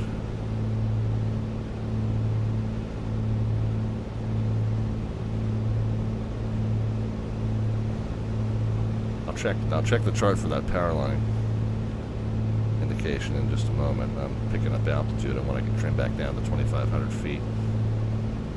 So we're roughly on our, what we wanted to be our on course. So we got a tower that we're flying right over, power line to our left, road directly ahead of us. Yeah, we might be right there with the town of Grafton. Let's look to the right and see if we see that lake.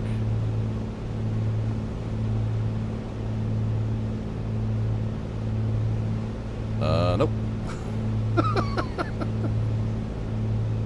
Good. Oh, wait a minute. There we are.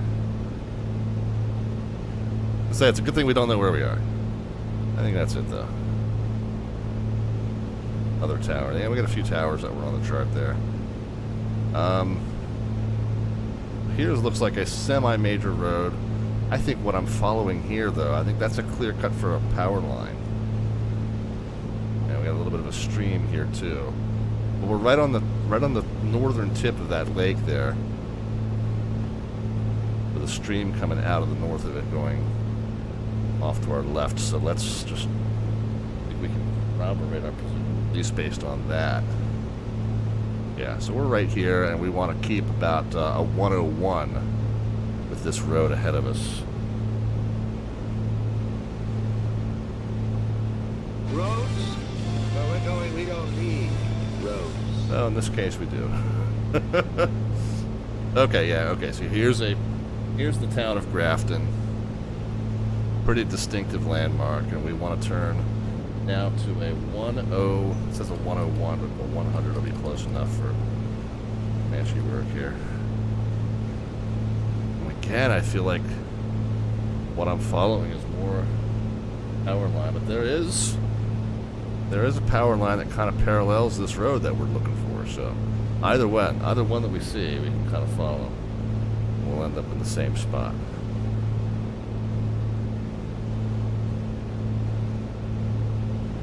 That means our first leg of 9 miles is done. Yeah, a little bit of a sim hang there. I've figured out that I think those sim hangs that we do occasionally experience have to do with a scenery package loading in. So I expect that what that just indicated was that we're getting close enough to that Cheat River scenery package that it just loaded in. Caused that minor pause there. But let's just go ahead and follow this. So I'm assuming that's a clear cut for a power line. That, again, will kind of get us the direction that we want to go in. And just to the right of that is where the road comes through that that valley. I wanted to be at 25. I'm at 29. I think maybe we'll just even it out to 3,000. We're below. When you're within 3,000 of the ground, you kind of don't have to worry too much about that. You know, 3,500 east, 4,500 west, 5,500 east, etc. Within 3,000 of the ground, that's all kind of out the window.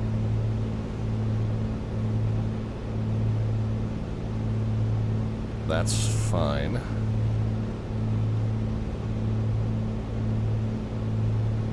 I did say 31 is the runway direction that we're going to plan to land on. Again, might have to change that depending on the terrain that we see there on the approach. But 31 is going to be what we've got dialed in as our original intent. Papa Charlie is here. How are you, man? 59-month subscription. You're only one month behind Jeffrey B.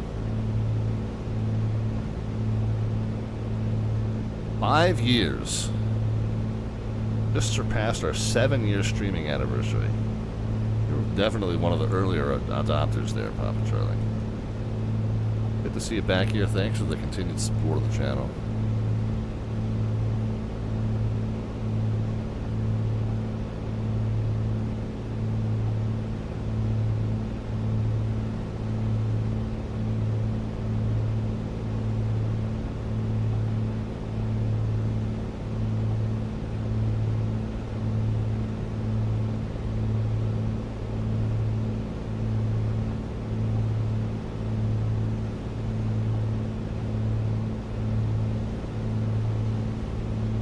Definitely have the roads kind of cutting through a little bit to the right while the power line cuts straight through. So I feel like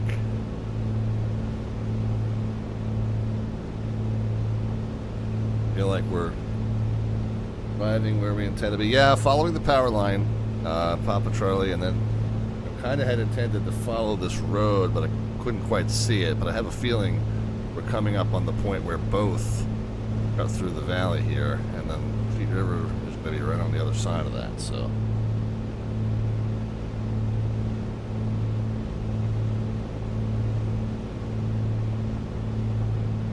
Not really seeing the road too well, but I have a feeling it's going to cut across just in front of us here. We're still picking up altitude.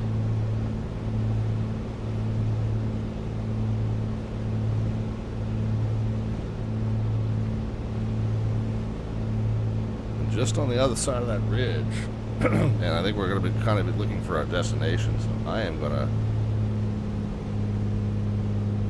start bringing the power back. This is the kind of flight that's had me coming back for 59 months, this Papa Charlie. Yeah, this is going to be an interesting one. We're going to go ahead and bring the power back. Matter of fact, I'm going to bring the power back without bringing the RPMs back, because we do want the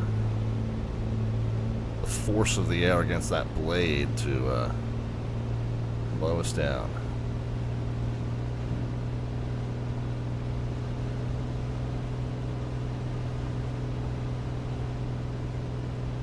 Plane might yell at us a little bit once I get the power really far pulled back, and plane might yell at us, and I'm pulling power below a certain point, but I don't have the gear deployed.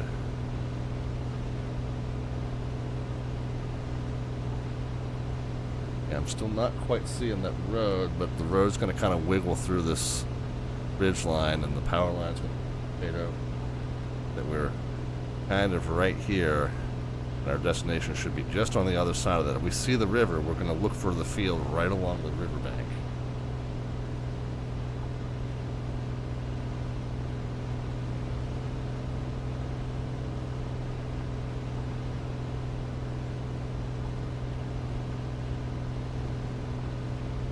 Matter of fact, 150 knots. I'm going to go at 150 miles an hour, really. I'm going to go ahead and get the gear out because I want us to have speed control. I don't need speed, I need speed control. We're going to go ahead and get gear and 1 knot for flaps in. Because once we see this place, it's going to be so well nestled in the terrain that I do not want us to be worried about having to bleed off a whole crap ton of airspeed in a short distance here. So let's get the speed dialed back. Knot for flaps in. Matter of fact, with the gear out now, it's not going to even yell at us about the power. Probably coming over this property a little bit lower than he would be happy with. Might not be the right notch here, guys.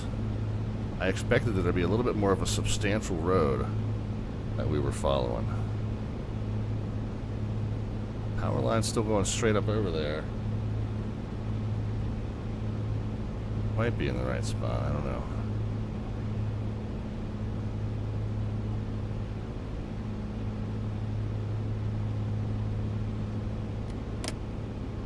Take a notch for flaps, okay.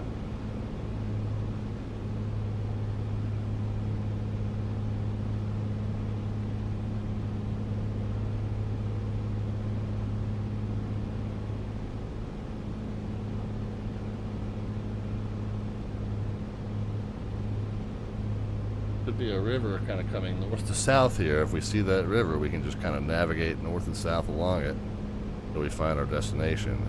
Oh, here's more like a road. A little bit of a valley. There is a little bit of a valley where the river comes through. That might be what we're seeing up ahead. Okay. So far, so good here, guys.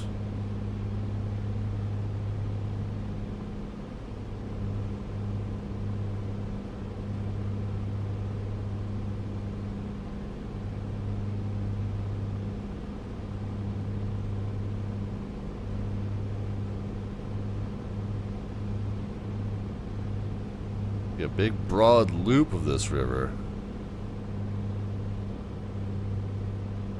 Oh, is this it right here, guys?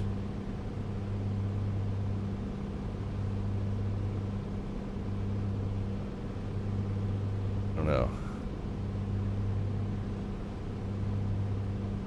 Alright, eyes front. If you're not sure, eyes front.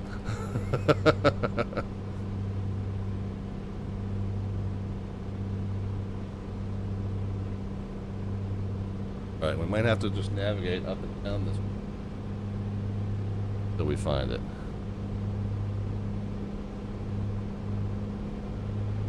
But we also don't want to fall out of the sky either.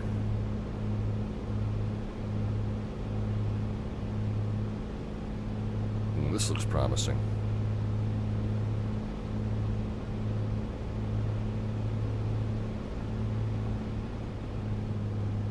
This looks very promising. Oh, we got perfect timing here from Be the Gamer. Yeah, I think it is supposed to be right next to this river, right next to this bridge. Yeah, I think that's our field right there, right below us. We're gonna have to head to the south, and then we're gonna have to figure out how to turn around. Come up along the river and land on runway 31. Heat River traffic, Comanche 514 Delta Victor is over top with 1,800, and we're going to head south along the river and circle for a arrival runway 31 full stop Sheet River. Alright, now the question is, where are we turning around?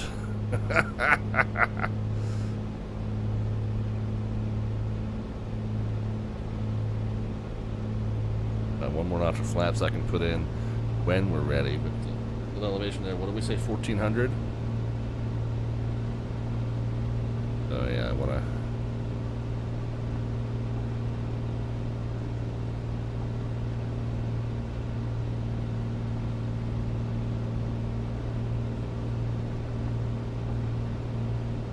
I don't see any good turnaround spots here.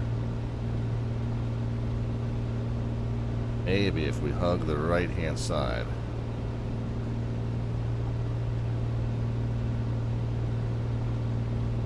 Go up a little bit.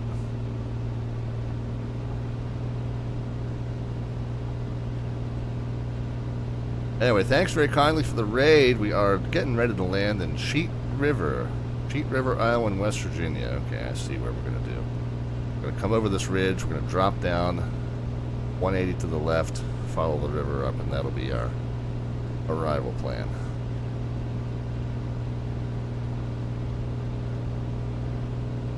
Check fuel. Hopefully we've got some. Yeah, we're good.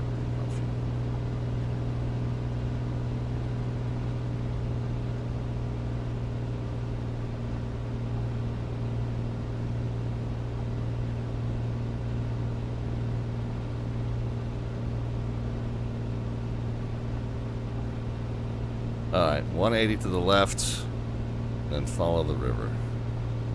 Ready?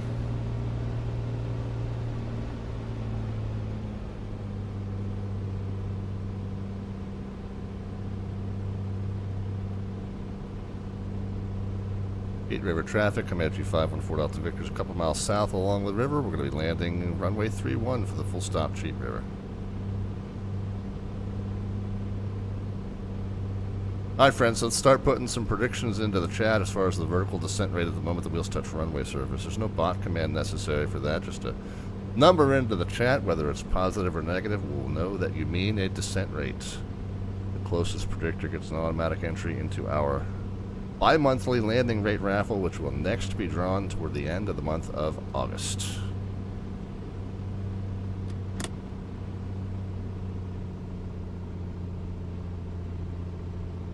Alright, got gears down in green, flaps full, set and checked. Pump can come on.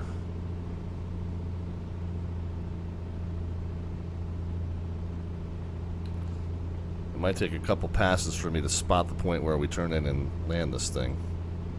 I think we're one more bend around. Or did I miss it?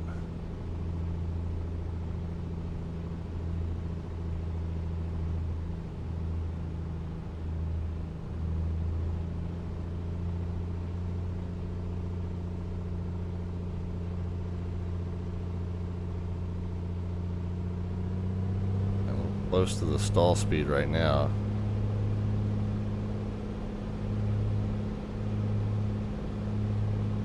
But I'm having trouble spotting where we're landing this thing. Oh, it's just before that bridge. If I don't see the bridge, I think it's not. This would be quite terrifying in the real airplane. It's a little terrifying in the pretend one. I'm gonna lie.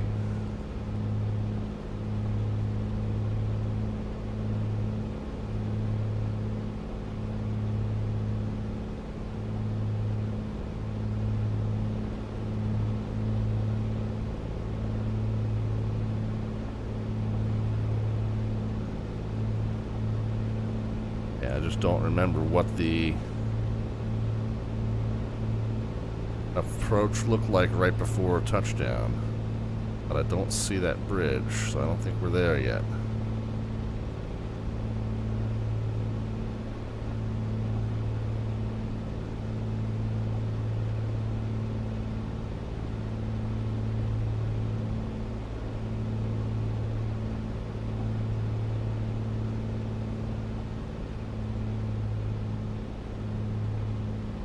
Oh, there's the bridge.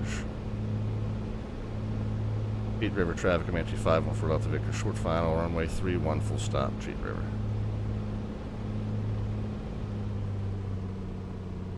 Oh, wait a minute, is that the, that's not the strip right there, is it?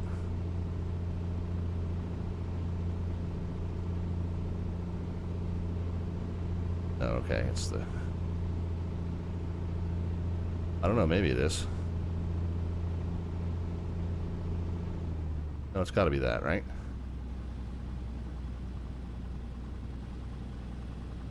Yeah, it's got to be this.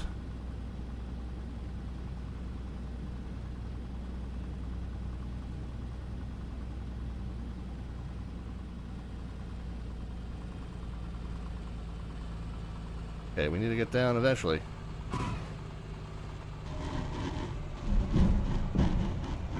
Oh boy. Oh, Nelly. Made it.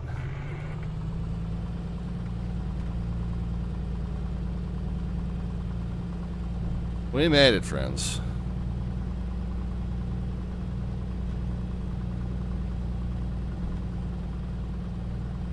Pete River Comanche 514 Delta Victor, back taxiing runway 31 for turn off by the camp, G River.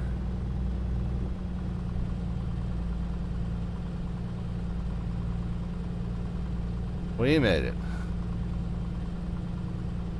Go ahead and stow the flaps, strobe, landing, taxi, and fuel pump.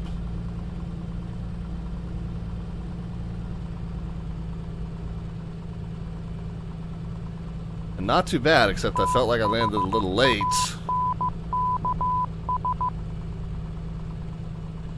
But fortunately, we had plenty of time to get it stopped.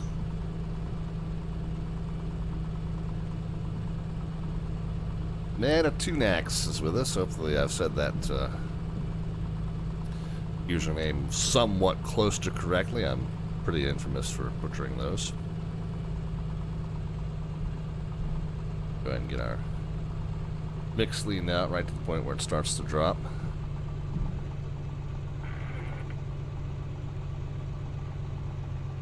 There we go. Where we'll turn off and park. The ferry co-pilots say hello, by the way.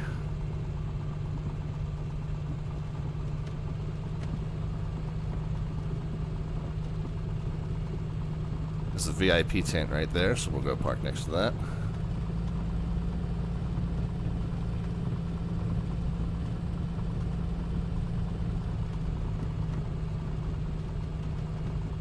Oh, that one's occupied. Park next to this one here.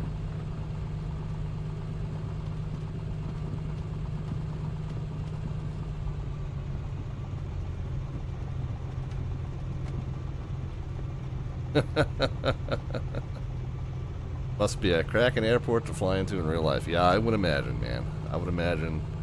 I also kind of imagine Qualip. I would guess that something as fast and heavy as a Comanche is not your norm here. I expect most of what you find would be more of your Cub variety. A little bit more of a true bush plane. The Comanche is a little bit of a stretch in terms of a bush plane. Although, as you can see, it doesn't do too bad. It just requires, I think, early on that speed management kind of helped us out a lot. So yeah, I think in terms of a Cub or something of a similar performance, probably a little less scary to get in and out of here. But yeah, I bet you it's quite the adventure either way. All right, well, tell you what, a little bit of a shorter stream tonight, but I'm okay with it. But let's go ahead and see who got the prediction closest. Did have to set it there a little bit firmer because we were starting to run out of room. But 124, not too bad, all things considered. I was pretty happy with the overall performance there. 124 was what we set it down at. Yeah, it is a little bit of a floater. It's that's the downside of this laminar low wing, indeed. Laminar flow wing and low wing, in fact, right? Because the ground effect is worse in a low wing, I believe that's correct.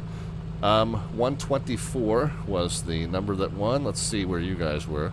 We had 78, 81, 72, 43, 45. So it's going to go to the highest one, which is at Melvin at 81. Was there anybody there came in higher than Melvin at 81? I think Melvin is going to be the winner there. Let me know if I'm missing one. Let me know, guys.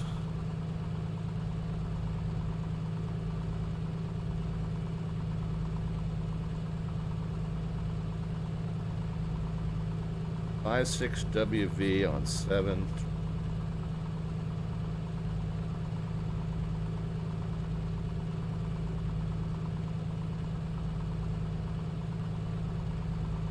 Plenty of fuel still left, and yeah, I think for all that all turned out pretty good. We get the flap stowed. Yeah, we did trim. We can set back to neutral. Fix lean down. I did. And I'm killing it. I'll tell you what. Well, let's shut the plane down, and then we'll take a walk around the camp here. All right. First things first.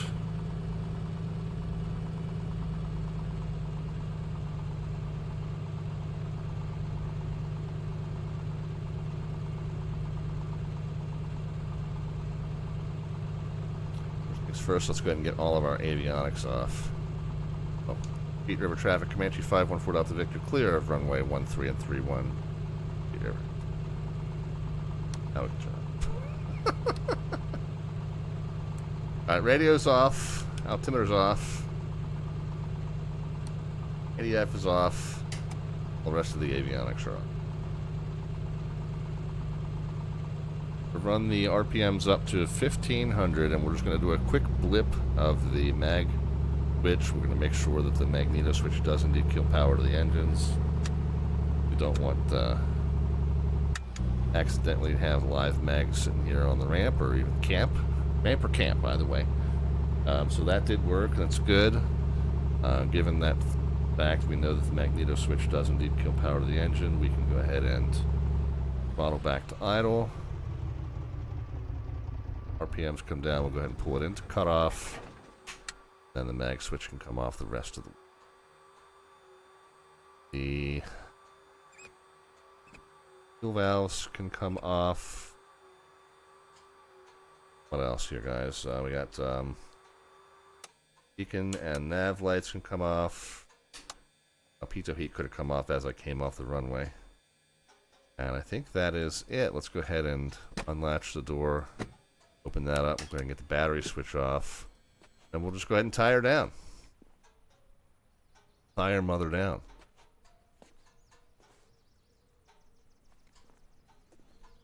There we go. One. Shocks. Shocks again. Second tie down and the cover. Down to the back here. Tie down. All of our stuff out of the baggage area. Go ahead and close that up. And yeah, the yoke can come back on. Roll lock can come back on. Of course, we would exit the cockpit and close it and latch it from the outside, obviously, but there we now have done so. Alright. Well, that'll do it, friends. Let's take a little stroll around the camp and see what we have here at the Cheat River Island Airport. Of course, this is our runway. I think it was marked as turf, but looks more like gravel. And all these little camps and such set up along both sides.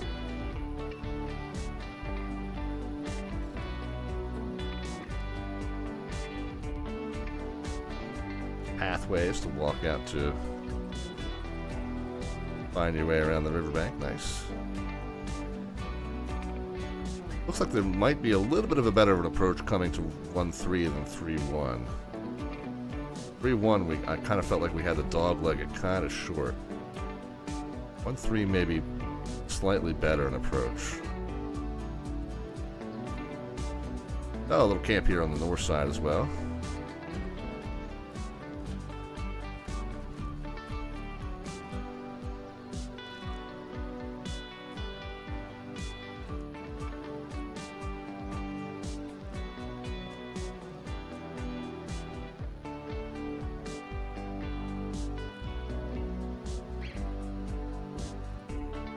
We got a little bit of a tents all throughout here, but we got a little bit of a hangar building, another bigger tent there, a little outhouse just in case you need it.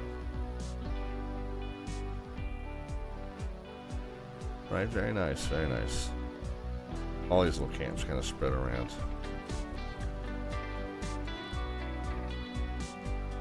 trucks through the river as well. And then when we had that, where's that bridge coming across? Yeah, there we go. I remember on flightsim.to, this bridge was featured in the scenery. So once I saw this bridge, I was like, oh, okay, yeah, right here. We're near it.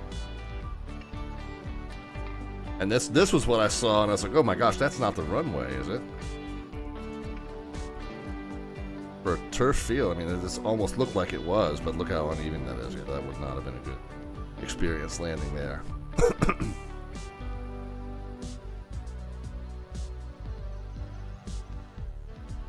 Oh yeah, definitely this is definitely the intended field, and we'll get a nice little closing shot of it. Probably this will be the thumbnail tonight. Rather than the opening shot, we'll do the closing shot for the thumbnail. All right, well, very cool, guys. This was a lot of fun, and glad you guys were able to join and ride along. Hype Kingfish was one that flew along for the first leg. Too bad you couldn't join us for this part here, man, but hopefully you'll get a chance to fly this little piece of it at some point soon. All right, friends. Well, the full show schedule is down there underneath the About tab. It's also over on our Discord server, and as we mentioned, only on Tuesdays and Fridays at 7 p.m. U.S. Eastern Time, 2300 Zulu Time during the summer months. I appreciate you guys rolling along with the last-minute change of schedule, too. We were originally going to do our river run down the Rio Grande, presuming just east of the Big Bend area of Texas. I decided to bail on that tonight for weather concerns, and man, hasn't gotten any better since we since we last checked. So this was the area we were going to be flying in, and I know we can manipulate the weather in the sim, but I really wanted to stick with real weather as closely as possible, and it just didn't feel right to manipulate it that severely with this kind of going on. So maybe a week from tonight, we were originally going to do this flight, so with the flip-flop, hopefully a week from tonight, maybe we'll have better weather along the Rio Grande here in the central and south Texas area, so we'll keep our fingers crossed for that. So that'll be a week from tonight.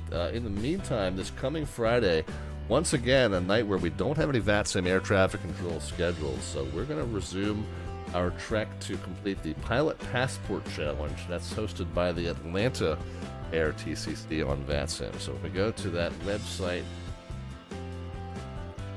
zplairtcc.org, and then if you go to their main page, but you go under pilots, and at the bottom of that says Pilot Passport Challenge, and then log in as pilot, and you guys know who I am, so that's fine. You've got 3 different ones that you can enroll in, and you can enroll in all 3. There's no harm in it. But what it does is it gives you 3 different passport books: the Bug Smasher book, and you'll see. I'll come back to what the red ones are in just a moment. Bug Smasher book, the Corporate Pilot book. Got most of those filled in actually, and then the Airline Captain book. And for each one of these airports, as you visit it, as long as you're connected to the VATSIM network as you do, it'll automatically import who you were, what you were flying, and when you were there at that airport. So we're going to knock out a couple more of those on Friday. We're going to do a regional airliner hunt. And what did I say we were going to do? We are going to do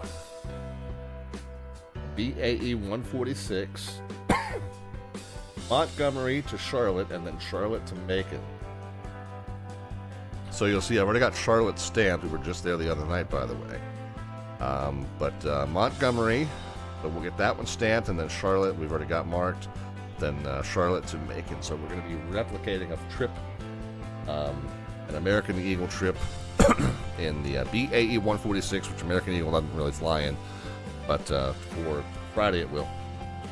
And so that'll be the plan this coming Friday, just 3 days from now, all right? Again, that full show schedule under the About tab or over on our Discord server, and the Discord server link's on the lower right-hand side of your screen. On the left-hand side of the screen is the YouTube link. We've got most of our old flight broadcast archived over there, but we've also got a playlist that we call VATSIM Tutorials. So if you are considering getting on the VATSIM network with us, but you're looking for some guidance on what to say on the radio, or how to put routes together, how to choose an appropriate call sign, how to put the right equipment codes into your flight plan, you can check out those resources over there under that playlist called VATSIM Tutorials. If you have questions about that stuff, you can leave them right there in the comments, or come find us on that Discord server. Pretty newbie-friendly community over on the Slant Alpha Discord, so feel free to join that. All right. Last but not least, I guess who are we going to send the raid over to? Any of our friends up and running right now? Got a couple of them that I haven't had a chance to raid in a little while. Let's send you over to our friend Cross Hyperoo. He is also kind of an educational style streamer on the VATSIM network. Two big differences. One, he does more airliner flying than general aviation flying. We do a mix of both on this stream. You know, our roots certainly are general aviation rooted, although I've been doing more airliner type stuff recently. But he's more of an airliner flyer, but he will do similar to what I do, which is explain each step as he goes, explain the planning process, explain the execution, explain each step as it comes. The other big difference between me and him is that he's a giant blue fox. I am not. But we'll send you over to him. I know that you'll enjoy his stream. He's going from, looks like Edmonton to Portland. Edmonton, Canada to Portland, Oregon in the A319. Like he's just a little bit more than halfway there. So you got plenty of flying left to watch on his channel. Tell Cross Hyperoo that Slant Alpha sends his love. Guys, and we will catch you on the next one. See you Friday at 7 p.m. U.S. Eastern Time. We're starting at Macon or Montgomery. I can't remember what I just said. We're start from Montgomery, Alabama. So we'll see you from the cockpit of that Just Flight BAE 146 from Montgomery, Alabama, starting on Friday. But between now and then, guys, have a great rest of your week. Be happy, healthy, and safe in all of your own travels between now and then. Take care. Good night.